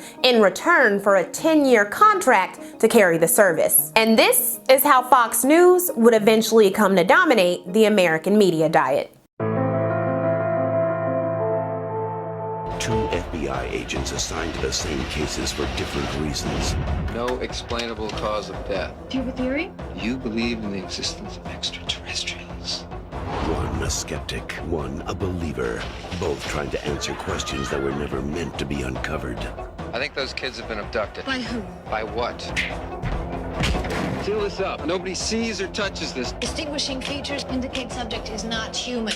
You've got to trust me. I gotta know what they're protecting. Hold it right there. Between reality and fantasy. You've got to protect me. Terror and reason. Mulder, what are they? Trust and betrayal. The X-rays and pictures! Lie the chilling secrets. Mulder, is that you? Mulder? Of the X-Files. When describing the popularity of the X-Files in 1995, columnist William F. Powers acknowledged that it thrived in a conspiracy culture described as a worldview with adherents across the political spectrum, from left, Dr. Strangelove, Oliver Stone, to right, Joe McCarthy, The Turner Diaries, and at many points in between. He proposed that the show, manifested via screenwriter Chris Carter's obsession with the Watergate scandal and Roswell, was a kind of therapy for the masses. Exhausted by the comedies he had been working on, Carter drew inspiration from newspapers, magazines, and tabloids to configure a show about two FBI agents, Dana Scully and Fox Mulder, who investigated paranormal activity. Thanks to media like Silence of the Lambs and Twin Peaks, along with real-life events we dive into later, the FBI was of tremendous interest and subject to intense mistrust. When the X-Files debuted in 1993, it featured recurring slogans like "I wanna believe" and "The truth is out there." The show fit perfectly into an America increasingly suspicious of government. Prior to the X-Files, most depictions of the FBI were positive, but the dark and seedy elements of the FBI were a major part of Mulder and Scully's story. Part of the show's appeal was the reversal of expectations. The woman was the skeptic and scientist, and the man was the ardent believer in paranormal and unexplained phenomena. Gillian Anderson's portrayal of the intelligent doctor and scientist caused the Scully Effect, steering more teens and women into STEM fields. One study found that 50% of the sample of women who watched the X-Files increased their interest in STEM, and 43% considered their professions because of Dana Scully. And can we get some love for her, Bob? Yes, ma'am. Look at that little thing. That's a bad bitch. A key storyline that hooked an average 11.2 million viewers in the first season was Fox Mulder's belief that his sister had been abducted by aliens when they were children. Aliens were having a moment in the 90s, okay? The early part of the decade was ripe for alien abduction tales. In 1991, the same year that the International UFO Congress met for the first time in Arizona, the Roper Polling Association surveyed 5,947 people with 11 questions. Have you ever woke up paralyzed and sensing a strange presence in the room? Have you ever lost an hour or more you can't account for?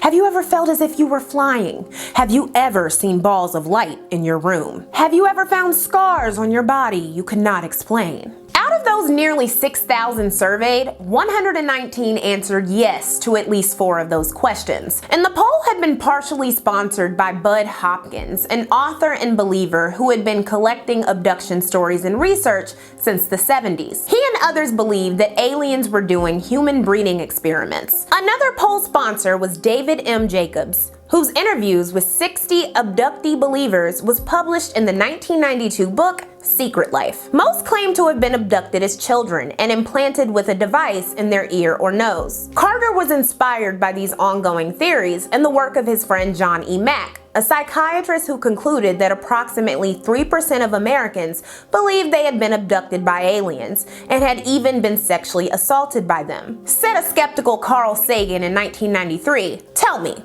which is more plausible? We're victims of a massive invasion of alien sexual abusers, or people are seeing things that just aren't there?" Mack's 1994 book, Abductions, became a bestseller, and even though he was a tenured professor at Harvard, he was secretly investigated by the school for being professionally irresponsible. Skeptics encourage psychological help for people who seriously believe themselves to be abductees. Scorned and ridiculed, abductee believers formed a few support groups, and thanks to the growth of the internet, found likewise believers in chat rooms. Multiple abductees appeared on talk shows, and others told their tales to tabloids. All of this commotion was good for the X-Files.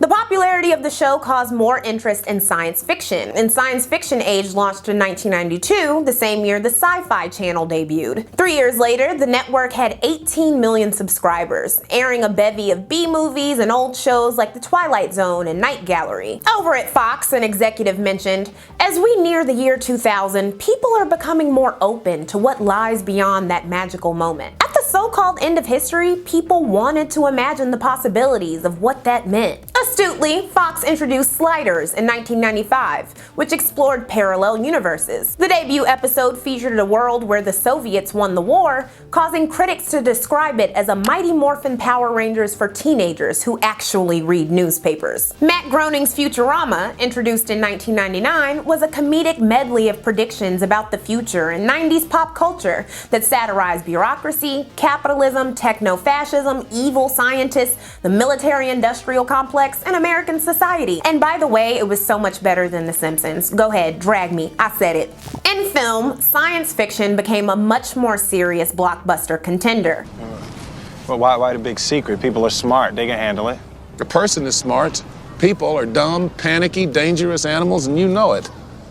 1,500 years ago, everybody knew the Earth was the center of the universe. 500 years ago, everybody knew the Earth was flat, and 15 minutes ago, you knew that people were alone on this planet. Imagine what you'll know tomorrow. Movies like Event Horizon, Independence Day, and Men in Black explored human fears about aliens and conspiracies, while movies like Gattaca and 12 Monkeys dove into eugenics, human experimentation, and plague. In 1998's The Truman Show, a man named Truman, played by Jim Carrey, discovers that his entire life is a television production, being broadcast internationally. I believe Truman is the first child to have been legally adopted by a corporation. That's correct. The show has generated enormous revenues now equivalent to the gross national product of a small country. People forget it takes the population of an entire country to keep the show running. Since the show is on 24 hours a day without commercial interruption, all those staggering revenues are generated by product placement. That's true. Everything on the show is for sale, from the actor's wardrobe, food products, to the very homes they live in. And, of course, all of it available in the Truman catalog, and operators are standing by. Christoph, let me ask you, why do you think that Truman has never come close to discovering the true nature of his world until now? We accept the reality of the world with which we're presented. The film's exploration of false reality, surveillance, conspiracy, consumerism, and existentialism fit perfectly into the 90s landscape, wrote reviewer Kenneth Turin, who would rate the film as the best of the year. In addition to being consistently moving and funny, The Truman Show, almost as an aside, makes accurate satiric points about conformity, commercialism, the desire to play God, and what can happen when television, or any other medium, permanently blurs the lines between what's real and what's on screen. One of these mediums was the internet, which published stories that the mainstream media didn't, like the Drudge Report, publicizing the Monica Lewinsky scandal. On the internet, there was always the possibility of some big story that hadn't been broken by the mainstream, meaning any narrative was possible. Interpretations of the rise of new media, internet technology, digital surveillance, and consumption were further imagined and prodded thanks to films like The Net, Hackers, Strange Days, and The Matrix. In the latter film, humans are trapped inside a simulated reality known as the Matrix, their bodies drained of energy by machines. The movie would earn over $463 million worldwide, becoming the highest grossing R-rated film of the year. Not only did the directors and writers Lana and Lily Wachowski innovate new filmmaking methods, but they introduced the concept of the blue pill versus the red pill, symbolizing ignorance versus knowledge. In real life, unplugging from the Matrix looked like rejecting mainstream media and being more protective of one's personal data. It could also look like conspiracy theorist Dale Gribble, the funny best friend of Hank Hill on Fox's popular King of the Hill. I thank my father for all the tricks he played on me. He taught me the most wonderful lesson a child can learn. Never trust nobody. That's how I know Bob Dole's faking that dead arm. While Gribble was a comedic foil, his conspiracy theories were rooted in contemporary fears of technology, government surveillance, and nefarious world powers. The X-Files also incorporated these themes of paranoia. In addition to making many Americans theorize about the possibility of aliens colonizing humanity, the X-Files mythology was laced with anecdotes about the United States military complex. It even suggested American ties to Nazi scientists and Soviets, depicted elected officials as figureheads overruled by a shadow government, posed cover-ups of gene manipulation and bioweapons, and proposed that the Martin Luther King Jr. assassination was orchestrated by the nefarious cigarette-smoking man. His character was especially potent when you consider the real-life tobacco industry in the 90s. Paul A. Cantor asserted that the popularity of the X-Files was due to Americans losing not just faith in individual politicians, but the government as a whole. Explained Mark Crispin Miller. The tricky thing is that it is all based on a fundamentally reasonable suspicion. The fact is, the government has been dangerously secretive since the beginning of the Cold War. Now, this kind of suspicion is being exploited, both commercially and politically, to everyone's detriment. A major event to deepen mistrust of the American government was the release of Dark Alliance, a series of 3 articles by journalist Gary Webb on the undeniable links between cocaine and black communities and the Nicaraguan Contras, backed by the CIA. San Jose Mercury News bravely published the articles in paper and online in 1996, prompting the CIA to inwardly fret about a genuine public relations crisis. Webb's assessment that Contras selling cocaine was directly linked to the crack that flooded black communities spread on black radio stations and the internet, becoming a topic of intense debate and speculation. While this information wasn't new and had been reported in 1985 and investigated by the Kerry Committee, Webb's thorough series was the first major news coverage to make an astute and heartfelt connection to the crack epidemic in the black community. He even introduced Ricky Freeway Ross, a prime LA drug dealer, in his narrative. And because I know y'all are waiting for it every episode, I'm gonna go ahead and do it. Me and Ricky Freeway Ross got the same birthday, January 26th. Mainstream media publications would castigate Webb's reporting rather than investigate the most damaging allegations, as the CIA worked to stifle reporting on the series, even though Webb never said he believed the CIA was explicitly complicit in the Contras drug trafficking. Webb said, "The government side of the story is coming through the Los Angeles Times, the New York Times, the Washington Post. They use the giant corporate press rather than saying anything directly. If you work through friendly reporters on major newspapers, it comes off as the New York Times saying it and not a mouthpiece of the CIA." Agreed San Jose State University African American Studies Chairman Kobe Harris. All of them are doing stories about the story, but none of them are going after their own story.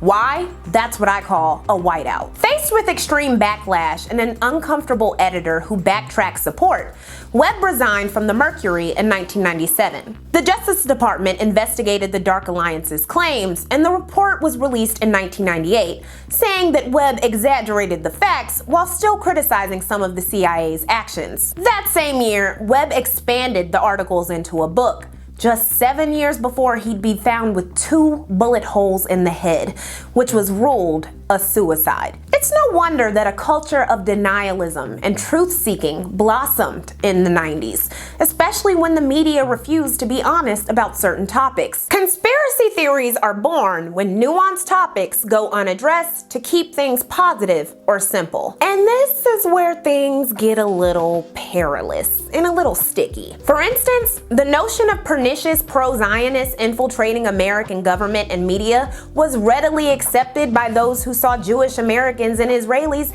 indisputably benefit from white supremacy. As we touched on with the death of Gavin Cato and the Crown Heights riots in episode 3, Jewish and black people would have close and complex dealings in the 90s, especially in regards to hip-hop, which further fueled conspiracy theories. The Jewish Defense League, the anti-Arab terrorist organization with Israeli training and ties, was hired by Ruthless Records executives Mike Klein and Jerry Heller to provide security because they feared Suge Knight. FBI documents would reveal that the JDL made death threats to numerous artists, including Tupac Shakur, in an attempt to extort money. But there were also inequities in the treatment between black people and Jewish people. When political scientist and Afrocentrist Leonard Jeffries claimed that Jews funded slavery and infiltrated Hollywood in 1991, a bomb threat and an Al Sharpton recommended boycott eventually led to Jeffries being fired by City College of New York. In comparison, Michael Levin, a Jewish professor of philosophy who wrote articles denigrating black intelligence in white supremacist publications, was able to keep his job at the same university. While the school attempted to punish him, a federal judge supported Levin's right to write, on average, blacks are significantly less intelligent than whites. Levin said Jeffries was entitled to free speech like he was, but that his statements about black intellectual inferiority were based in fact, and thus different from Jeffries' street corner oratory. So, federal law protected a Jewish man's hate speech and not a black man's. When coupled with the ongoing Israeli treatment of Palestinians and various world powers looking the other way, conspiracy whispers, Jewish white privilege, and historic anti-Semitism converged. In 1992, Michael Minicino published The New Dark Age, the Frankfurt School in Political Correctness, an influential yet esoteric article claiming that socialism, identity politics, and feminism were being planted into American society by European Jewish philosophers who immigrated to America in the 30s. While those philosophers were actually critiquing capitalism and communism, they were the basis of this new belief that would soar in popularity on the right. Warned Minicino, the principles through which Western Judeo-Christian civilization was built are now no longer dominant in our society. They exist only as a kind of underground resistance movement. If that resistance is ultimately submerged, then the civilization will not survive. And in our era of incurable pandemic disease and nuclear weapons, the collapse of Western civilization will very likely take the rest of the world with it to hell. This belief and fear of a fall to hell to him and others was rooted in language. As such, the battle over free speech was a recurring one, and a comb of media from the 90s includes a bevy of jokes and accusations about free speech violations or something being politically correct. Said George Bush, the notion of political correctness has ignited controversy across the land, and although the movement arises from the laudable desire to sweep away the debris of racism and sexism and hatred, it replaces old prejudice with new ones. College campuses were a frequent arena of disagreements about what was politically correct. Like at University of Pennsylvania in 1993, when an Israeli student named Eden Jacobowitz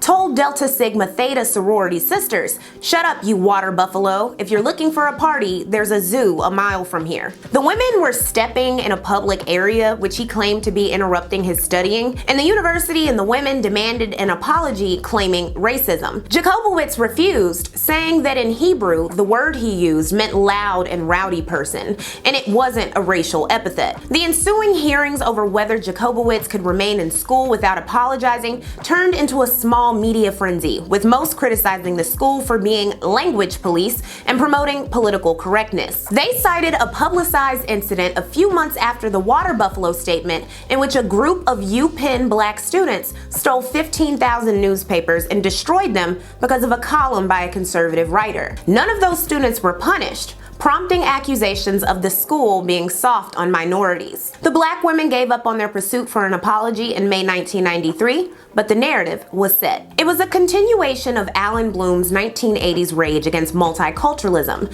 but being politically correct was also the 1990s version of woke, meant to describe anything you disagreed with, merit or no merit. Even a white person could wield the term when it was about gay people or feminism. But to the conservative believers of the obscure theory proposed by Minichino, the Frankfurt School's sinister plan to police language and promote identity politics, especially in academia, was causing leftists to win the culture war. Said paleoconservative William Lynn 5 years later, political correctness looms over American society like a colossus. These thinkers believed that the ultimate goal of the conspiracy theory that would come to be known as cultural Marxism was to replace Christianity. Religious belief continued to play a larger role in American politics in the 90s. At the beginning of the decade, influential televangelist and former presidential hopeful Pat Robertson's Christian Coalition began publishing non-partisan voter guides and distributing them to conservative churches. But the non-partisan voter guides were so partisan that the Christian Coalition lost its tax-exempt status 9 years later. The coalition would be a key player in the movement to impeach Bill Clinton. In 1991, Robertson published The New World Order, not only connecting the term to the 18th century order of the Illuminati, but arguing that George Bush had been lulled into a false sense of security that the communist threat was over. He pushed the narrative that American sovereignty would be ended by the United Nations, writing, "It may well be that men of goodwill like Woodrow Wilson, Jimmy Carter, and George Bush, who sincerely want a larger community of nations living at peace in our world, are unwittingly carrying out the mission and mouthing the phrases of a tightly knit cabal whose goal is nothing less than a new order for the human race under the domination of Lucifer and his followers." While the book wasn't critically applauded in the mainstream, it reached number 4 on the New York Times bestseller list. In 1995, Robertson would call Hinduism and Islam demonic and spent a good chunk of the decade pushing pro-Israel beliefs on the widely syndicated 700 Club, which was making approximately $100 million in donations a year and legitimizing the Judeo-Christian strain of conservatism. Another leader in conservative Christianity, Paul Weyrich, was outraged when few Americans cared to punish Bill Clinton amidst the Monica Lewinsky scandal. In 1999, he wrote a letter saying that he believed conservatives lost the culture war and that they should be separatist and have their own government and infrastructure. Maybe the Amish knew something paleo-conservatives like Weyrich didn't know, even though they too were experiencing rough terrain in the 90s. For over 2 centuries, the Amish had lived simply in a degree of separation from modern society, but all the while, the Amish still had money to make. In 1993, there were 130,000 Amish and Mennonites in the US. 4 years later, it was reported that business development, tourism, and newly employed transplants were limiting the amount of farmland and space available to them. The loss of land meant moving from agriculture to other trades and entering into the modern world with furniture building businesses and courting tourists with bed and breakfast, tours, or artisanal jams and baked goods. Said one Moses Smucker, whose horse harness shop was raking in millions a year, "More and more, we're becoming business people, and I'm not so sure our leaders, the ministers and bishops, know how to deal with it. They're getting the hang of it, but they're still uncomfortable with it." By stripping away a layer of the separation between the Amish and the outside world, new technologies and even attitudes creeped in, but still with as much of a partition as possible. Wrote Howard Rheingold for Wired in 1999. Inside Amos's home, there are no telephones, radios, televisions, vacuum cleaners, dishwashers, or other electrical appliances.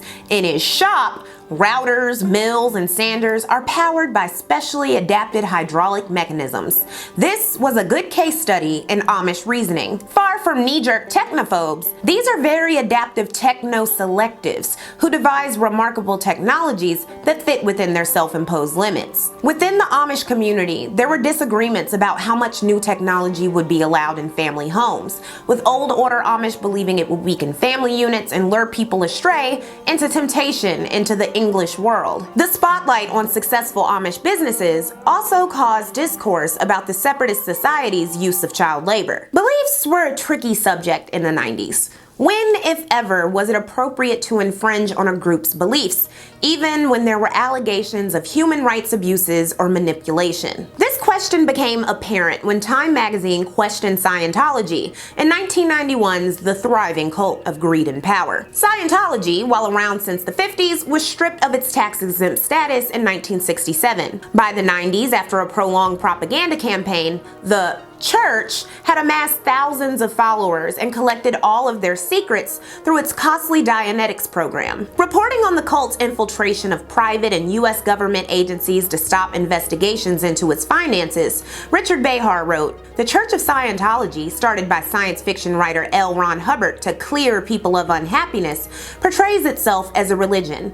In reality, the church is a hugely profitable global racket that survives by intimidating members and critics in a mafia-like manner." At the time, Scientology had 700 centers in 65 countries, and its connections in Hollywood were solidifying under 31-year-old leader David Miscavige. Famous members included Tom Cruise, John Travolta, Kirstie Alley, Sonny Bono, Juliette Lewis, and Bart Simpson's voice actress Nancy Cartwright. The absurd beliefs of Scientology didn't hinder it from attracting a reported 8 million members worldwide by 1993 and becoming an official religion, regaining its tax-exempt status. The thin line between cult and religion had always been fragile, but that's another video for another day. Speaking of, while cults had been rather quiet in the 80s, they and the fear of them struck back in the 90s. Hale Bopp is a special comet because it's the brightest comet that's passed through the solar system since 1577.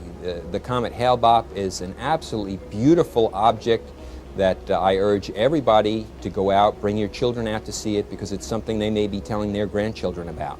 In October 1996, followers of the Higher Source, also known as the Heaven's Gate cult, rented a home in Rancho Santa Fe, California. The group had first been founded in the 70s by Marshall Applewhite and Bonnie Nettles. The pair had a shared interest in Christianity, science fiction, and aliens, and created a belief system that designated them as the two witnesses in the Book of Revelations. The cult's membership fluctuated over the years, and Nettles' death in 1985 reoriented the group around an increasingly disassociative Marshall Applewhite. After settling into the Rancho Santa Fe home in 1996, according to the LA Times, the cult bought a policy that would pay out $1 million to each member's beneficiaries, said good fellow Rebecca Ingrams Pearson, an insurance brokerage. At the time, the brokerage said it had insured 4,000 people for alien abduction. The Heaven's Gate cult believed that the upcoming Hale Bopp comet would be their ride to heaven, with a spaceship hiding behind the comet's tail. The group of 39 people then proceeded to end their own lives over 3 days in March 1997, wearing identical black outfits and brand new Nike Decade shoes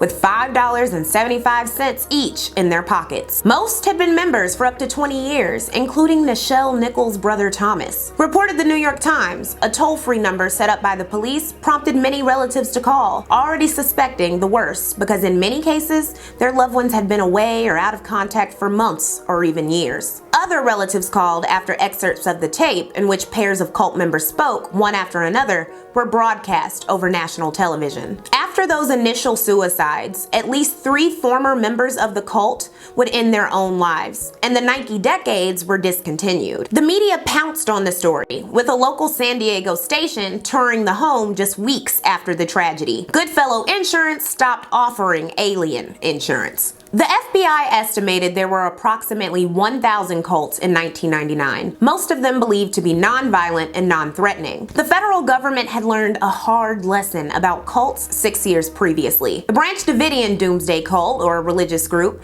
depending on who you ask, had been operating since 1955. But a split in the group in 1984 led to Vernon Wayne Howell leading a faction of 25 followers. Howell, who had sexual abuse allegations and statutory rape charges in the 60s, was even expelled from a church at 20 for his behavior. When he joined the Davidians in 1978, he allegedly seduced widowed leader Lois Roden by 1983, shortly before her death caused the divide. In 1989, when Howell's faction was living in the Mount Carmel property, Howell claimed God told him that he needed to father special people with the women of his group, and that their husbands should be celibate. The next year, he began assembling his army of God and changed his name to David Koresh. His right-hand men were Steve Schneider and attorney Douglas Wayne Martin. The Branch Davidians were involved with the local local community of Waco because they performed legal trade at gun shows and owned a gun store called the Mag Bag. In May 1992, the Branch Davidian were discreetly reported to the ATF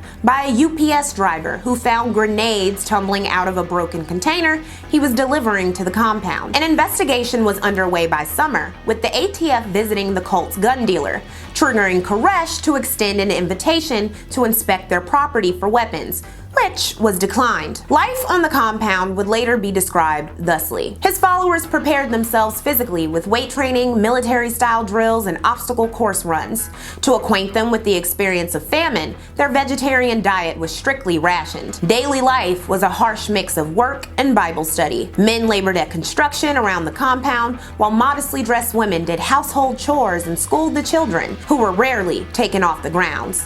Television was forbidden, and children's birthdays were never celebrated. In caustic monologues, Koresh would lead his zealots through the scripture in sessions that could last far into the night. To cover expenses, cult members donated their paychecks if they worked outside. Older members chipped in their Social Security checks and food stamps. On February 25, 1993, Special Agent David Aguilera issued an affidavit for an ATF raid via a search warrant at the Mount Carmel property on or before February 28th between 6 and 10 a.m. The day before that raid, the Waco Tribune-Herald published an expose alleging physical abuse, weapons stockpiling, statutory rape, and polygamy under the tyrannical instruction of Koresh. On the morning of the 28th, the Davidians were tipped off when a KWTX-TV news reporter asked Koresh's brother-in-law, a postal worker, for directions to the compound. When ATF kicked off the raid, it's unclear who fired the first shot, but Koresh ordered women and children to hide and men to pick up arms. Koresh was shot in the hand and stomach in the ensuing gunfire, while Wayne Martin called 911 and begged for law enforcement to stop shooting, saying amidst the sound of bullets, "That's them shooting, that's not us." 45 minutes into the shootout, ATF began running out of ammunition and asked for a ceasefire so they could retreat and evacuate their dead and wounded. 4 agents were dead and 16 were injured, while 5 Branch Davidians were dead. When allowed to leave by the Davidians, the FBI's hostage rescue team took command. Many Waco residents had never heard of the Branch Davidians before today, despite the cult's existence here since the 1930s. Had you ever heard of this group before today? No, I have not. And how long have you lived in Waco? All of my life. Others were horrified by the news. It's kind of unreal. I mean, you know, this being so close to Waco, and especially a cult. It's scary. A Waco Christian radio station had been receiving calls throughout the day from across the state. All they could do was try to calm callers' fears. We're just trying to reassure them that the world's not falling apart. I mean, with what's happened in New York and just a couple of days ago and now here, and then bombings across the world overnight, it would sound as though the message of this cult is maybe bringing some reality to people that perhaps we're at the end of the world. Outside communication was cut to the compound, and for the next 51 days, the FBI attempted to negotiate the group's surrender as the story became national news. Supporters and/or exploitative vendors convened on the area, including an angry young veteran selling bumper stickers named Timothy McVeigh. He was quoted as saying, "The government is afraid of the guns people have because they have to have control of the people at all times. Once you take away the guns, you can do anything to the people. You give them an inch and they take a mile." I believe we are slowly turning into a socialist government. The government is continually growing bigger and more powerful, and the people need to prepare to defend themselves against government control. The Davidians, meanwhile, hung a sheet saying, "Rodney King, we understand." Koresh agreed to let everyone leave peacefully if an audio message he recorded was broadcast nationally, but he reneged on that deal because he said God told him to wait. By March 6, 21 children between the ages of 5 months and 12 years old were released from the compound thanks to negotiators. They were reported to be well-mannered, smart, well-educated, and in remarkably good psychological condition. The FBI FBI sent Koresh a camera, and he used it to show his underage wives and people saying they didn't want to leave. When negotiators got the video, they didn't want to release it because they feared Koresh would garner sympathy. As the siege dragged on, two factions within the FBI formed, taking the compound by force or continued negotiation. The FBI tried sleep deprivation via loud broadcasts and cutting the power and water, leaving the Davidians with one working water tank. As Koresh would go on long rants theorizing the end of the world and his role as a prophet, a biblical scholar consulted by the FBI suggested that Koresh's message could go far if he surrendered, comparing him to the Apostle Paul who wrote from prison. Koresh released 11 adults who were arrested as material witnesses. While Koresh repeatedly denied that he was planning mass suicide, religious scholars and psychoanalysts warned the FBI that their tactics would make the Branch Davidians more fanatic. On April 14th, Koresh sent a letter to his lawyer saying that he was writing an important religious document and would end the siege when his words were distributed. While the negotiation faction believed this was proof the siege would end peacefully, the Force adherents advised Janet Reno that an assault was needed, allegedly due to falling conditions and the abuse of children. Additionally, the standoff was costing over $1 million a week. Made such statements as, "We are ready for war. Let's get it on. Your talk is becoming in vain. I'm going to give you an opportunity to save yourself before you get blown away." He has indicated to us that he has sufficient firepower to blow up the Bradley vehicles, and in fact his words were, "We can cause those vehicles to go 40 or 50 feet into the air." I want to talk to you, honey.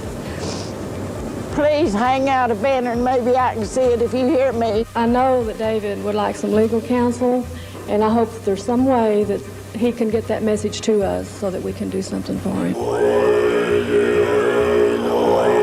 We're not a cult, we read the Bible. That's not a cult. You'll have to back up. Koresh is coming out. I think that it'd be pretty clear that were we not on the eve of Passover, that they'd be out by now. We're not negotiating. We're saying come out. Come out with your hands up. This matter is over.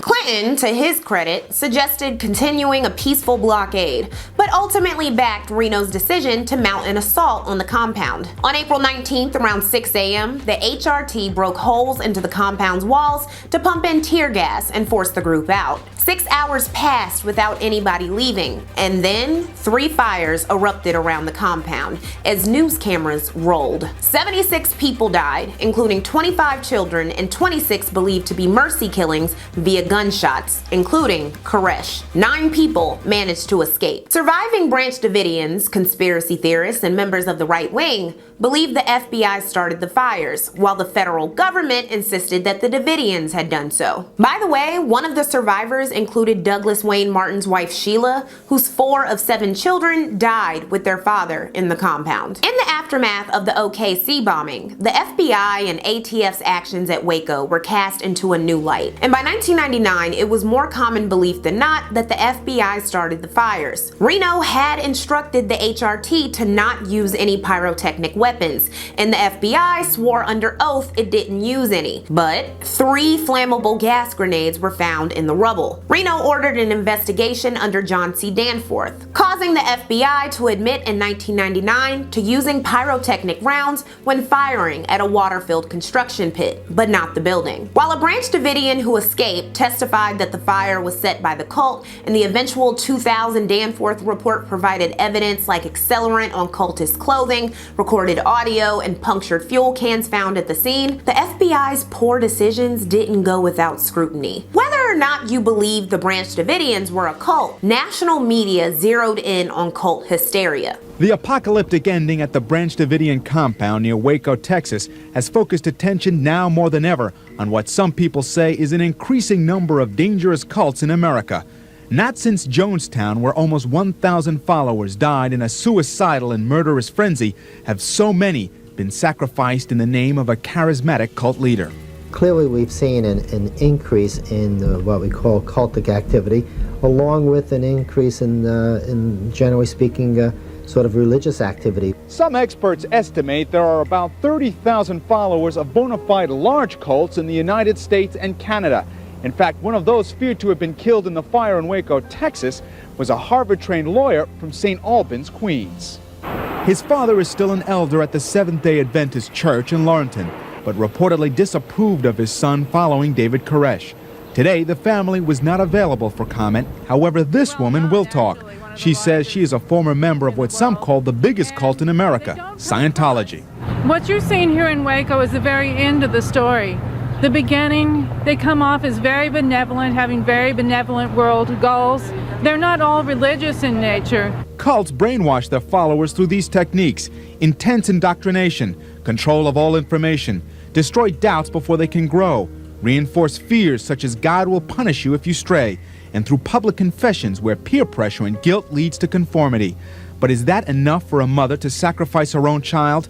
It is believed about 17 children were lost in the fire near Waco. The cult narrative helped the general public accept the results of the siege. The FBI changed its tactics going forward when dealing with aggravated cults and religious groups. It reported in 1999, defensive violence is utilized by cults to defend a compound or enclave that was created specifically to eliminate most contact with the dominant culture. The 1993 clash in Waco, Texas at the Branch Davidian complex is an illustration of such defensive violence. History has shown that groups that seek to withdraw from the dominant culture seldom act on their beliefs that the end time has come unless provoked. Of the 12 Branch Davidians charged with various felonies, none were convicted of murder of the ATF agents during the initial raid, though 8 were convicted on firearm charges and would be released by 2007. The head of the hostage rescue team had been Richard Rogers, who was in charge at another tragic event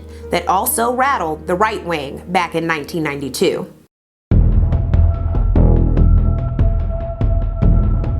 In the early 80s, Randy and Vicki Weaver, who had made a comfortable living for themselves in Iowa, became entrenched in Christian fundamentalism, thanks in part to the 1978 doomsday book, The Late Great Planet Earth. Vicki, whose beliefs were fused with Orthodox interpretations of the Old Testament, convinced Randy that the apocalypse was approaching. So the self-proclaimed Israelites moved to Boundary County, Idaho, to build a cabin and live away from the evils of modern society. They were a part of a larger and loosely connected movement of white supremacists and religious fanatics following the Northwest Imperative, an ideology encouraging whites to resettle. Like the rest of their peers, the Weavers believed the American government was occupied by Zionists and were opposed to race mixing. Weaver also refused to pay taxes. In the mid to late 80s, the couple sporadically visited at nearby Hayden Lake, where Aryan nations held meetings. Weaver met an ATF informant and agreed to sell him illegally modified shotguns in 1989, garnering weapons charges the next year. Shortly before this, the family relocated to a cabin at Ruby Ridge. Randy was arrested in January 1991 when ATF agents posed as broken down motorists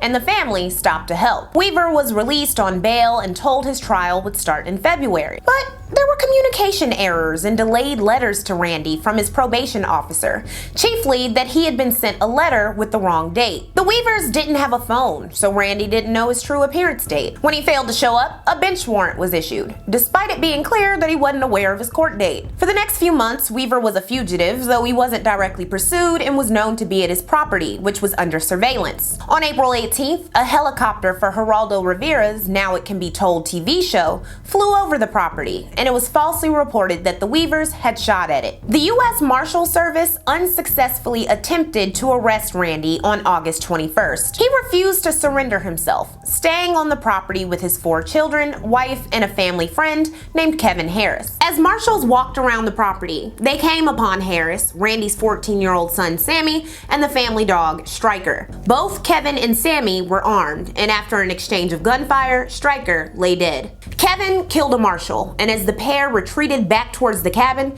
Sammy was shot in the back and killed. The property was surrounded by the Idaho State Police, and the FBI's hostage rescue team was deployed around 2:30 p.m. on August 22nd, and given the rules of engagement: deadly force against any adult male with a gun after the surrender announcement was made, citing in part the fake story that the Weavers shot at the Geraldo helicopter. The rules of engagement were controversial controversial even among the snipers, who were in place around the property before negotiators arrived. On August 22nd, while going out to the shed to sit with the corpse of his son, Randy Weaver was shot in the back by sniper Lon Horiuchi. The sniper fired a second shot, which went through Kevin Harris and passed into Vicki Weaver. She was killed while holding the couple's 10-month-old daughter. Randy, Kevin, and the surviving daughters barricaded themselves in the cabin. Supporters were on the scene in the form of Aryan nations, neo-Nazis, paramilitary groups, and neighborly Idaho locals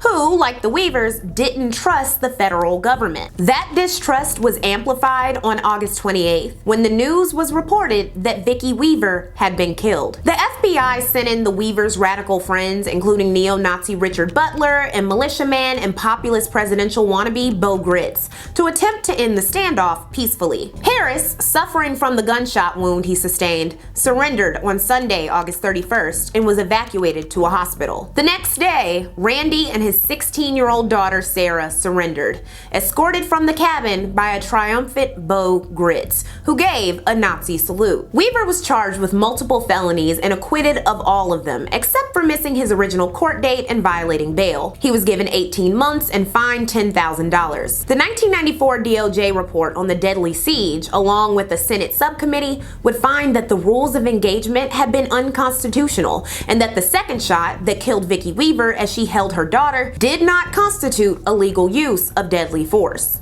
On August 22nd, 1992, completely without warning of any kind, an FBI sniper shot and killed my wife, Vicki. He was using a .308 caliber sniper rifle with a specially weighted barrel and a 10-power scope. He was using match-grade ammunition.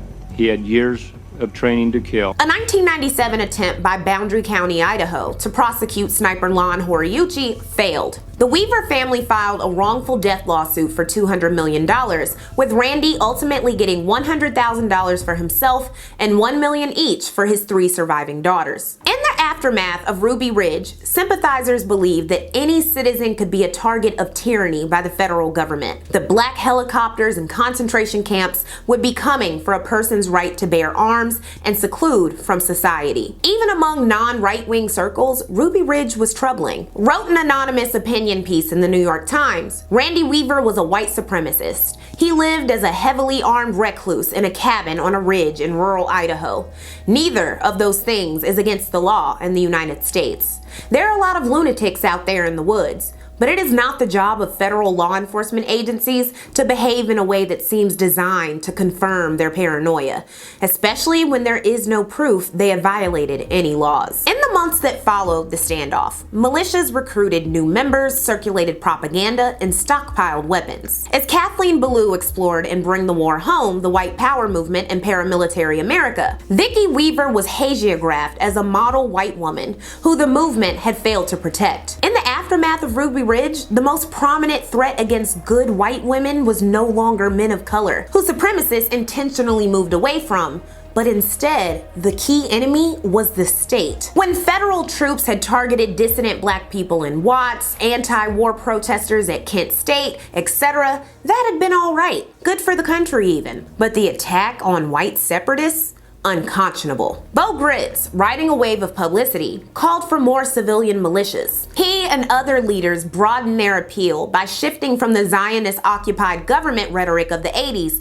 to fears about the New World Order. Once just targeting veterans and active-duty military personnel, militia leaders of the 90s also sought out skinheads. Before, skinheads had been repellent because they were usually not socially conservative and used drugs and alcohol. But in the 90s, their racist and anti-government views made them worthy of being courted. On October 23, 1992, a few weeks before the signing of the much-hated Brady handgun bill, 160 men gathered for the Rocky Mountain Rendezvous in Colorado to strategize a new militia. One of the attendees was William Pierce, who wrote the Turner Diaries. The rendezvous was organized by Pete Peters, who published The Bible, handbook for survivalists, racists, tax protesters, militants, and right-wing extremists. In January, the militia of Montana was founded by John and David Trockman. John's wife Carolyn had brought food to the Weavers in the spring before the siege and helped Vicki deliver her baby. 800 100 people would gather in Kalispell, Montana to hear Trockman declare, "Gun control is people control." He'd go on to be a prime capitalist during the Y2K preparedness craze, which was closely related to the militia movement. As these armed civilian groups popped up across the country, conventions and instructional gatherings spread conspiracy theories about the implementation of martial law when the clock struck 12 in the new millennium.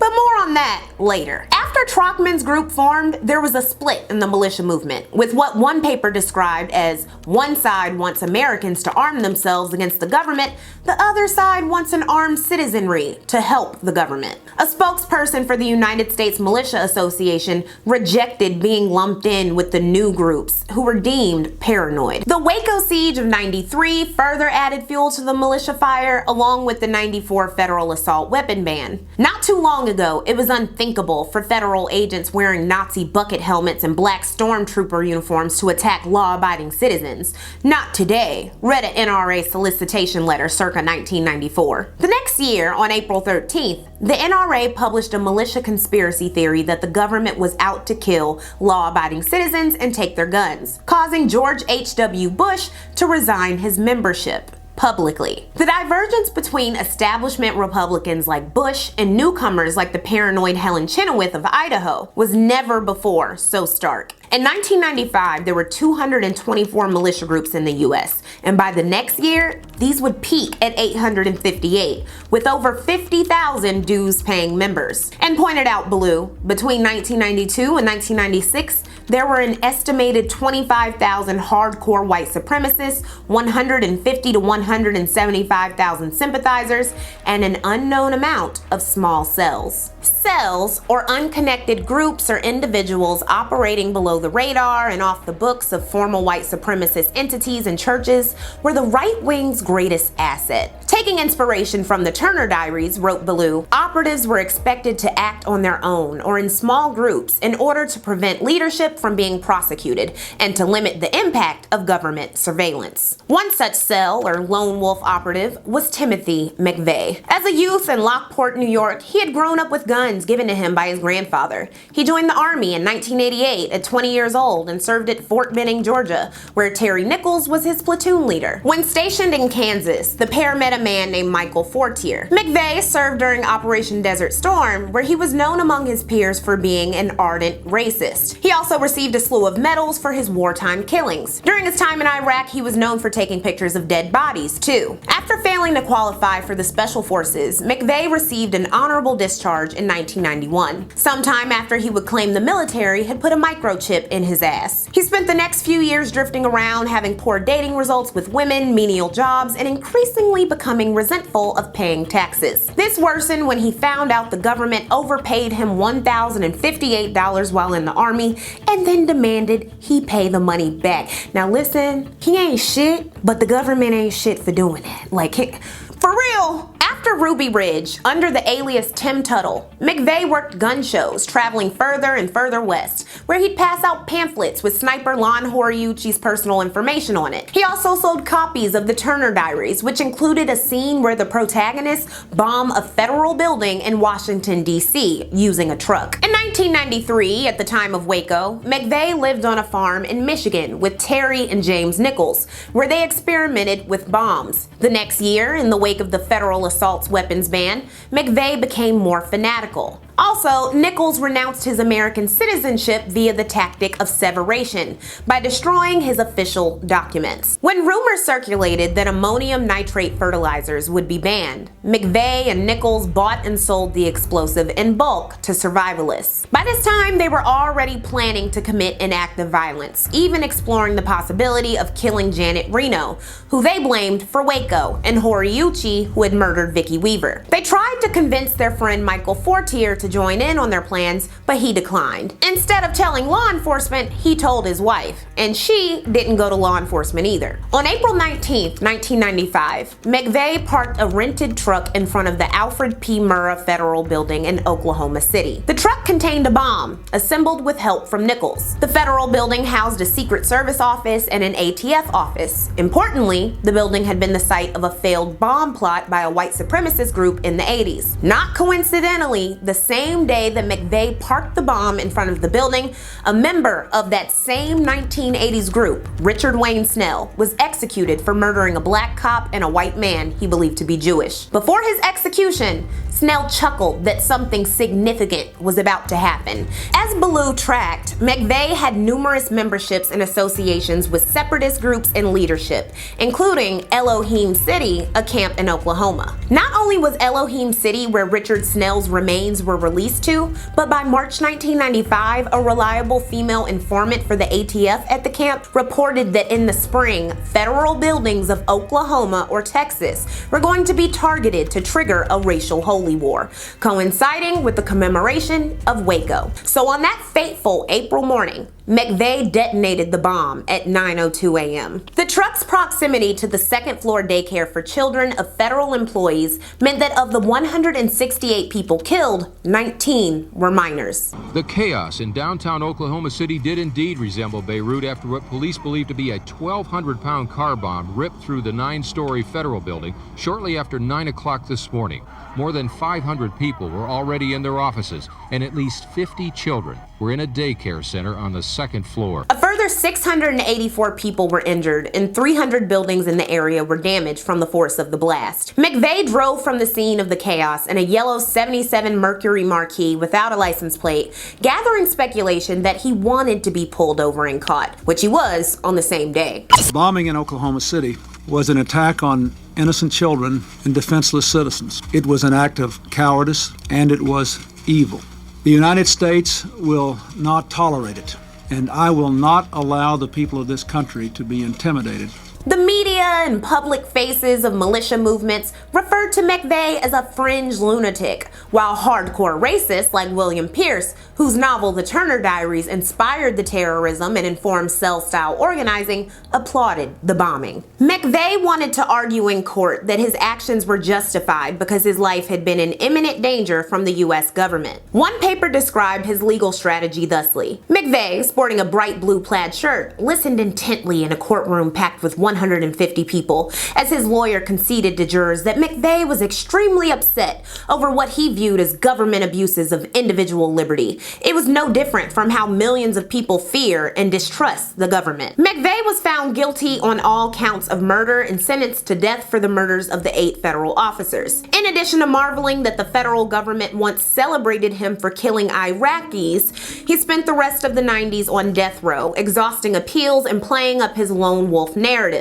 He said, "The truth is, I blew up the Murrah building, and isn't it kind of scary that one man could reap this kind of hell?" Nichols, who was at home in Kansas when the bomb went off but visited OKC 3 days before to help stash McVeigh's getaway car, tried to claim he hadn't been a willing or exclusive partner. At trial, he wasn't allowed to introduce evidence that a group of white supremacists had helped McVeigh. While Nichols was acquitted of setting off the bomb in a federal trial and found guilty of conspiracy to use a weapon of mass destruction and involuntary manslaughter, the state of Oklahoma indicted him directly for the murders and found him guilty. He was given 161 life sentences. Michael Fortier got 12 years for not snitching to the feds. Because of Ruby Ridge, Waco, and a 1980s trial in which 14 white supremacists, including William Pierce, Tom Metzger, and Louis Beam, were acquitted of conspiracy and sedition in the Fort Smith sedition trial, the DOJ was unwilling to point to a broader conspiracy in the aftermath of the Oklahoma City bombing. In fact, mainstream narratives about McVeigh and the 90s omit his ties to the larger white supremacist movement. But he wasn't the only domestic terrorist of the day. It also continued via anti-abortionist violence. In 1993, Dr. David Gunn, an abortionist, was murdered in Pensacola, Florida. Another doctor and his volunteer security guard were shot and killed in front of a Pensacola clinic the following year, along with 2 female clinic employees in Brookline, Massachusetts. In 1998, in Miami, Florida, 5 abortion clinics were attacked with acid, though nobody was killed. And we can't forget the actions of Christian identity adherent and anti-abortionist Eric Rudolph between 1996 and 1998. So in summer 1996, Atlanta was hosting the Olympics. With a late-night concert underway shortly after midnight on July 27th, Rudolph planted a backpack with 3 bombs under a bench in the Centennial Olympic Park. Security guard Richard Jewell saw saw the bag, got suspicious, and alerted the Georgia Bureau of Investigations. A bomb squad was dispatched while Jewel and other guards worked to evacuate the area. 2 to 3 minutes after evacuations began, the bomb detonated, killing a woman named Alice Hawthorne with shrapnel and causing a cameraman to have a fatal heart attack. 111 other people were injured. As the games resumed and the park reopened, Richard Jewell became the FBI's prime suspect within days, which leaked to the media and caused a frenzy. The media camped outside of Jewell's mother's home near Buford Highway while he was investigated as a lone wolf. The media suggested that he was a failed cop looking for glory, while 2 searches of his home, 24-hour surveillance, and a polygraph test eventually cleared him as a suspect on October 27th. Jewell sued numerous papers for libel. All of them settled except for the Atlanta Journal-Constitution. Meanwhile, Rudolph went on to set off 3 more bombs at a Sandy Springs abortion clinic in January 1997, the Other Side Lesbian Lounge the following month, which injured 5 people, and a Birmingham abortion clinic in January 1998, which killed an off-duty police officer moonlighting as security. During that bombing, 2 witnesses saw Rudolph fleeing the scene, and he was listed on America's Most Wanted in May and announced as the prime suspect in the other 3 attacks on October 14th, 1998. By the way, Rudolph's oldest brother Daniel sliced off his own fucking hand after Eric became the target of a national manhunt. Damn, Daniel. Eric fled to the region of Western North Carolina, where he'd spend the rest of the 90s as a fugitive. The same year that Eric went into hiding, and the same month that a sniper killed abortionist Dr. Barnett Slepian in Amherst, New York, the film American History X, directed by Tony Kaye and written by David McKenna, was released. The film was about the path of 2 brothers in the white power movement. The movie was a critical success. While researching his script, McKenna met a group of skinheads who he described as intelligent guys, whose beliefs were shaped by their environment and family backgrounds. He said, "I don't agree with everyone's opinions in the movie, but I know we've got problems. Crime is a joke in this country. Nobody's afraid of breaking the law because liberal judges just let people back out on the streets." This trite argument was a continuation of ongoing Law and Order dog whistles that had been revived in the early 90s before Clinton's crime bill. It was also a convenient excuse for white supremacists. And speaking of white supremacists, what the fuck had David Duke been up to since securing a Louisiana House seat in 1989? In the notorious runoff race for governor in Louisiana in 1991, Duke came dangerously close to beating corrupt crook Edwin Edwards, claiming that he was no longer as intolerant as he had been in his youth, and that he wouldn't be upset if his daughters had a black or Jewish boyfriend. By focusing on being anti-government, anti-tax, and pro-welfare in exchange for birth control, David Duke was able to get enough support to come second to Edwards. But his reputation from the 70s and 80s hadn't been forgotten, and a determined coalition of Democrats, helped by Republican rejection of Duke, rallied a massive black voter turnout. Although less than 1.8 million people voted, Duke won 38.8% of the total votes, and 50% of the white electorate voted for Duke. Edwards went on to be governor, and Duke would launch a series of failed bids for more elected positions. By the way, the Nazi and Duke supporter Don Black expanded his humble Stormfront bulletin board into Stormfront, the internet's first dedicated hate website, in 1996. As the decade drew to a close, Y2K paranoia was reaching a fever pitch. The first known reference to the prophesized worldwide computer malfunction known as Y2K was in 1993, published in Computer World magazine in an article titled Doomsday 2000. As computer programmers and government agencies across the world worked together to solve the Y2K dilemma, it was a source of anxiety for many types of Americans. There's people out there that I've talked to that said, there's nothing going to happen. What are you basing that on? Nobody knows. No one.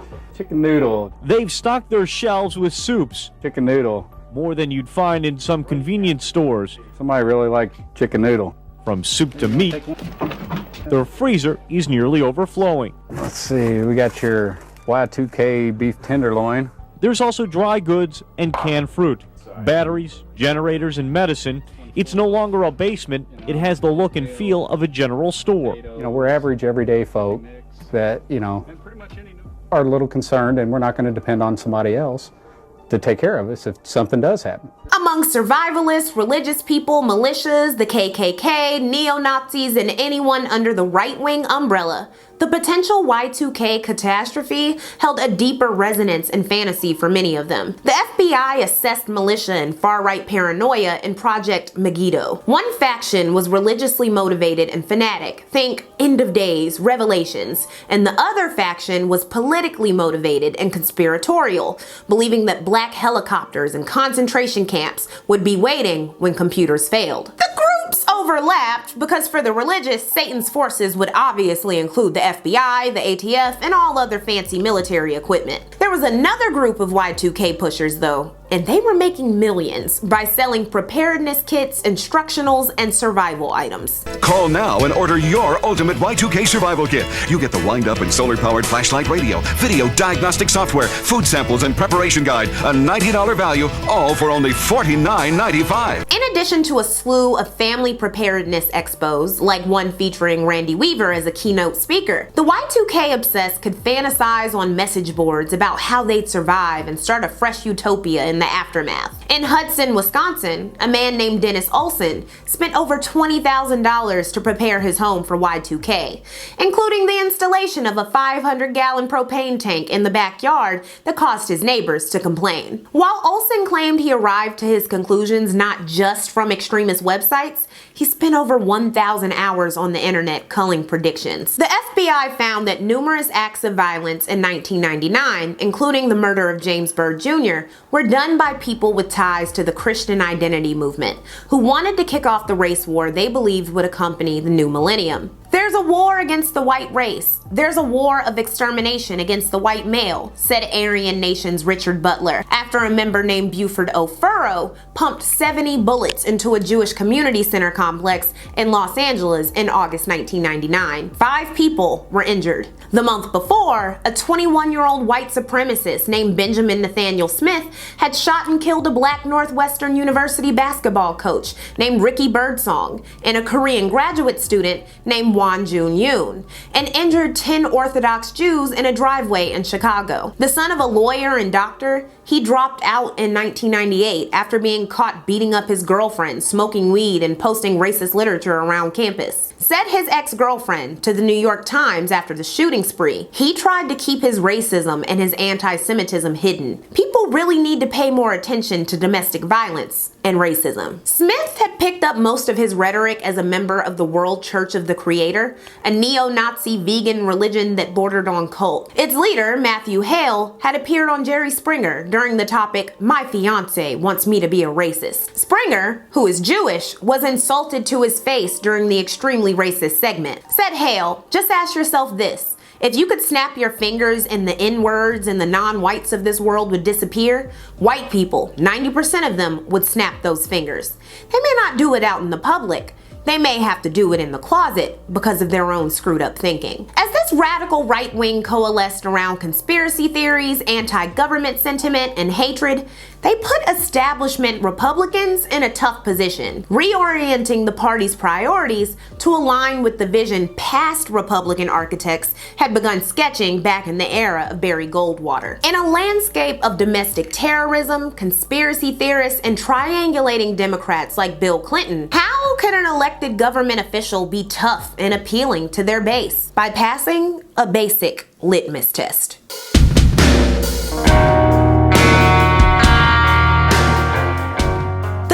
Right movement had been growing steadily since the 70s, thanks in part to Manson family murder victim Sharon Tate's mother, Doris. By the 90s, a coalition of crime victims, prosecutors, prison officials, and conservative politicians benefited from new research about trauma experienced by violent crime victims. They started victims groups and conventions and erected the National Domestic Violence Hotline and led pioneering probes into stalking and identity theft. Wrote Rachel Moore, "The movement's genius, the thing that made it enough of a political force that we now have a federal office for victims of crime and most states now have constitutional amendments enshrining victims' rights, was creating a strategic alliance between those who had been the victims of violent crime and people who had not been victimized but still lived in a state of heightened anxiety." The victims' rights movement was also essential in pushing for harsher sentences up to the death penalty and denying parole. They were also behind the implementation of numerous three strikes laws, in which felons with 2 previous convictions would be jailed for 20 to 25 years to life, no matter the 3rd conviction. The severity of this rule would be tested in California in 1995 when 27-year-old Jerry Dwayne Williams was sentenced to 25 years to life for stealing a slice of pepperoni pizza. Jerry's past convictions included robbery, attempted robbery, and possession, and the draconian sentence led to victims' rights advocates defending their position. People in this country today don't care about Bosnia, don't care about the Arab conflict with Israel. What they care about is the safety of their families. People are afraid. It's as simple as that, said one advocate named Harold Young. The LA Times reported one activist named Jan Miller, a woman whose daughter's murder went unsolved, said, "When TV gives us this 2.5-minute soundbite about the poor soul who stole a piece of pizza, they ask if he deserves to spend 25 years to life in prison. Well, the truth of the matter is, he probably does." The paper explained she believes criminals commit many horrible deeds before they ever get caught. The way she figures it, if someone gets convicted twice, he deserves life in the slammer the 3rd time around, no matter what his offense. Though Jerry Williams was quietly released after 5 years, the 3 strikes law would continue, regularly being challenged, though it was a victory for the victims' rights movement. The problem was, victims weren't always unanimous in what they perceived to be justice. In 1990, Rosemary LaBianca's daughter, Suzanne LaBerge, told the parole board that Charles Tex Watson, one of the Manson members who murdered Rosemary, should be released. Sharon Tate's mother, Doris, told her, "You know, Suzanne, that you dishonored your mother today. Every mother within the sound of my voice would cringe if their kid went into a parole hearing to beg for their killer's release. You make me so sick I can't even stand to look at you, you dumb shit." Watson had converted to Christianity, gotten married, and fathered 4 children behind bars. And he was ultimately one of the people directly impacted by one of the victim rights movement's biggest victories of the 90s, banning conjugal visits for life prisoners in 1996. Disagreements over punishments, particularly the death penalty, raged in other prominent cases. While plenty of gay Americans wanted Matthew Shepard's killers to die for their actions, Shepard's parents helped the one facing execution escape the death penalty. Said his father, Dennis, "I would like nothing better than to see you die, Mr. McKinney. However, this is the time to begin the healing process, to show mercy to someone who refused to show any mercy." While many loved ones of victims of the OKC bombing wanted Timothy McVeigh to die, Bud Welch, whose 27-year-old daughter Julie died, said, "The death of this man will be a private moment for me, and a very sad one. I don't think his death is going to help anyone or bring anyone back. If we accept state killing, we accept killing." Death penalty abolitionists pointed to the decade beginning with Clarence Brandley being released from death row after spending 10 years rotting for the murder of a white teen girl who had been killed by a white coworker. He was just one of 78 people between 1973 and 1999 released from death row after evidence proving their innocence was found. In 1992, presidential hopeful Bill Clinton flew home to Arkansas on the campaign trail to watch the execution of a mentally handicapped man to prove he was tough on crime. The following year, the same year that the exoneration of Walter McMillian in Alabama made headline news, the Supreme Court ruled in Herrera versus Collins, saying new evidence of innocence is no reason for federal court to order a new trial for death penalty cases. The next year, Clinton expanded the federal death penalty, which would be emboldened by the 1996 Anti-Terrorism and Effective Death Penalty Act, which restricted federal court review of death penalty cases. A study found that before the law, 2/3 of condemned prisoners successfully argued to have their sentences commuted in federal court. After, when prisoners now had 1 year to file, and the average time between sentencing and executing doubled, the sentencing turnover rate was 12%. As human rights groups and legal scholars published literature discussing the nuances of the death penalty, police procedurals and serious dramas included storylines about the ethics of capital punishment. In 1998, the National Conference on Wrongful Convictions and the Death Penalty was held, featuring death row survivors and even the son of Ethel and Julius Rosenberg, the couple executed in the 50s for spying. Reported The Economist, of 1,625 executions in 1998 recorded by Amnesty International, whose figures are considered the most reliable. 80% were in China, 1,067, Congo, 100,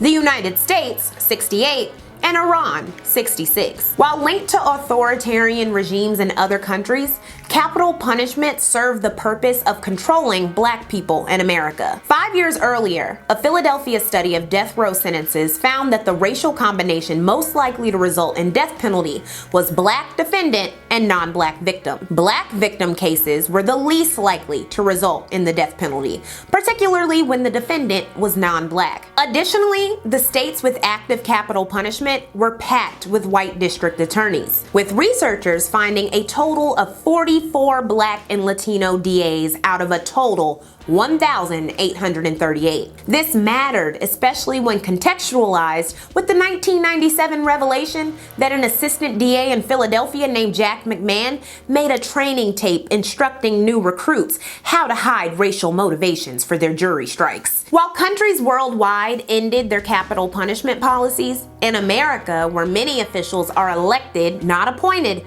death penalty opinions by politicians served as a basic litmus test for voters concerned with crime and the victims' rights movement, a formidable coalition. Nobody built his political career on capital punishment quite like George W. Bush, who began serving as Texas governor in 1995. As we discussed in this deep cut on my Patreon, Texas led the prison and capital punishment curve and influenced the next era of nationwide politics. During Bush's tenure, leading up to a presidential campaign that championed him as tougher on crime than Clinton or Gore could ever be, Texas executed 154 prisoners, setting a historic record. Texas's appellate judges were elected rather than appointed, and being soft on capital offenses was the quickest way to get dropped by the most reliable voters, no matter who the condemned person was. One such prisoner was Carla Faye Tucker in 1998, the first woman executed by Texas since 1863, and the second nationwide since 1984. She had grown up harsh, become addicted to heroin at 10,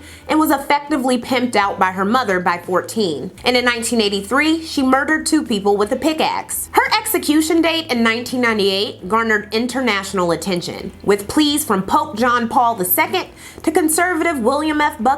Italians opposed to the death penalty held a candlelit vigil for Carla Faye Tucker outside the American Embassy in Rome. It was sponsored by Hands Off Cain, a lobby group that's against capital punishment. Italy doesn't have the death penalty, and Italians have taken up the cause of other Americans waiting on death row. Hands Off Cain wants Tucker to be given clemency. She's scheduled to be executed in Texas on February 3rd for 2 pickaxe murders in 1983. At the time, women were 1 of 8 people arrested for murder, 1 of every 70 people on death row, and 1 of 432 put to death since 1984. If it was Carl Tucker instead of Carla Tucker, I don't think we'd be having this conversation. Nobody says it because it's not politically correct, but there is a gender bias in the system, a double standard for women and men, said Victor Stribe, Dean of Ohio Northern University's College of Law and an expert on female executions. When Tucker was put to death, one of her victims' husbands said, "Justice for Deborah Thornton is complete. I want to say to every victim in the world, demand this. This is your right." The American fear of being the victim of a violent crime made some people fiercely draconian when it came to punishment. But paradoxically, the fear of being the falsely accused on death row, or so desperate to survive that you commit a crime and end up in prison, made others fiercely anti-capital punishment and pro-prison reform. As such, the rights of prisoners were another important topic of the 90s. In 1995, less than 1/3 of people entering prison had been convicted of violent crime. The disproportionate amount were drug offenders. Nearly 2 million people were locked up by 1998, and their accommodations were usually less than adequate. Eric Schlosser pointed out that in the prison industrial complex, the inmates were the raw materials generating billions of dollars for the state. Those who benefited from American fear of crime also benefited from these so-called raw materials being illiterate, impoverished, drug addicted, and mentally ill. The money flowed from correctional facility trade magazines to telephone companies earning billions to the private prisons that benefited from the Clinton administration's directive to house undocumented immigrants and low-security inmates. By 1998, 27 states had private prisons with 90,000 inmates, and their investors included companies like Allstate, Merrill Lynch, and American Express. At these private prisons, there was little, if any, regulation. Overall, prisons turned away from drug treatment and rehabilitation, choking inmates of incentives, while corrupt guards helped organize drug trafficking and turn a blind eye to sexual assaults. One of my favorite HBO shows, in their first one-hour drama, Oz, explored the corruption of American prisons beginning in 1997. Oz is retro. Oz is retribution. You want to punish a man? Separate him from his family. Separate him from himself. Oz is where I live. Oz is where I will die. Where most of us will die. What we were don't matter. What we are don't matter. What we become don't matter. I know people love The Sopranos, but to me, Oz was HBO's 90s masterpiece. The violence on the show wasn't far off from the violence in real maximum security prisons, with powerful gangs like the Aryan Brotherhood at the center. When the dust settled and the world wasn't over on January 1st, 2000, what would guide Americans' choices, interests, and votes? How and why would successful Republicans take the potent xenophobic and racist fears of Americans and spin them into gold? How would Democrats counter with fear as a main ingredient in their campaigns against bigotry and conservatism? We'll have to examine the globe in the second half of the 90s, as well as the end of Clinton's presidency, to fully understand. In the next and final episode of Lexual Does the 90s, and I cannot believe we are almost at the end, we'll be saying goodbye to the era of America at the so-called end of history.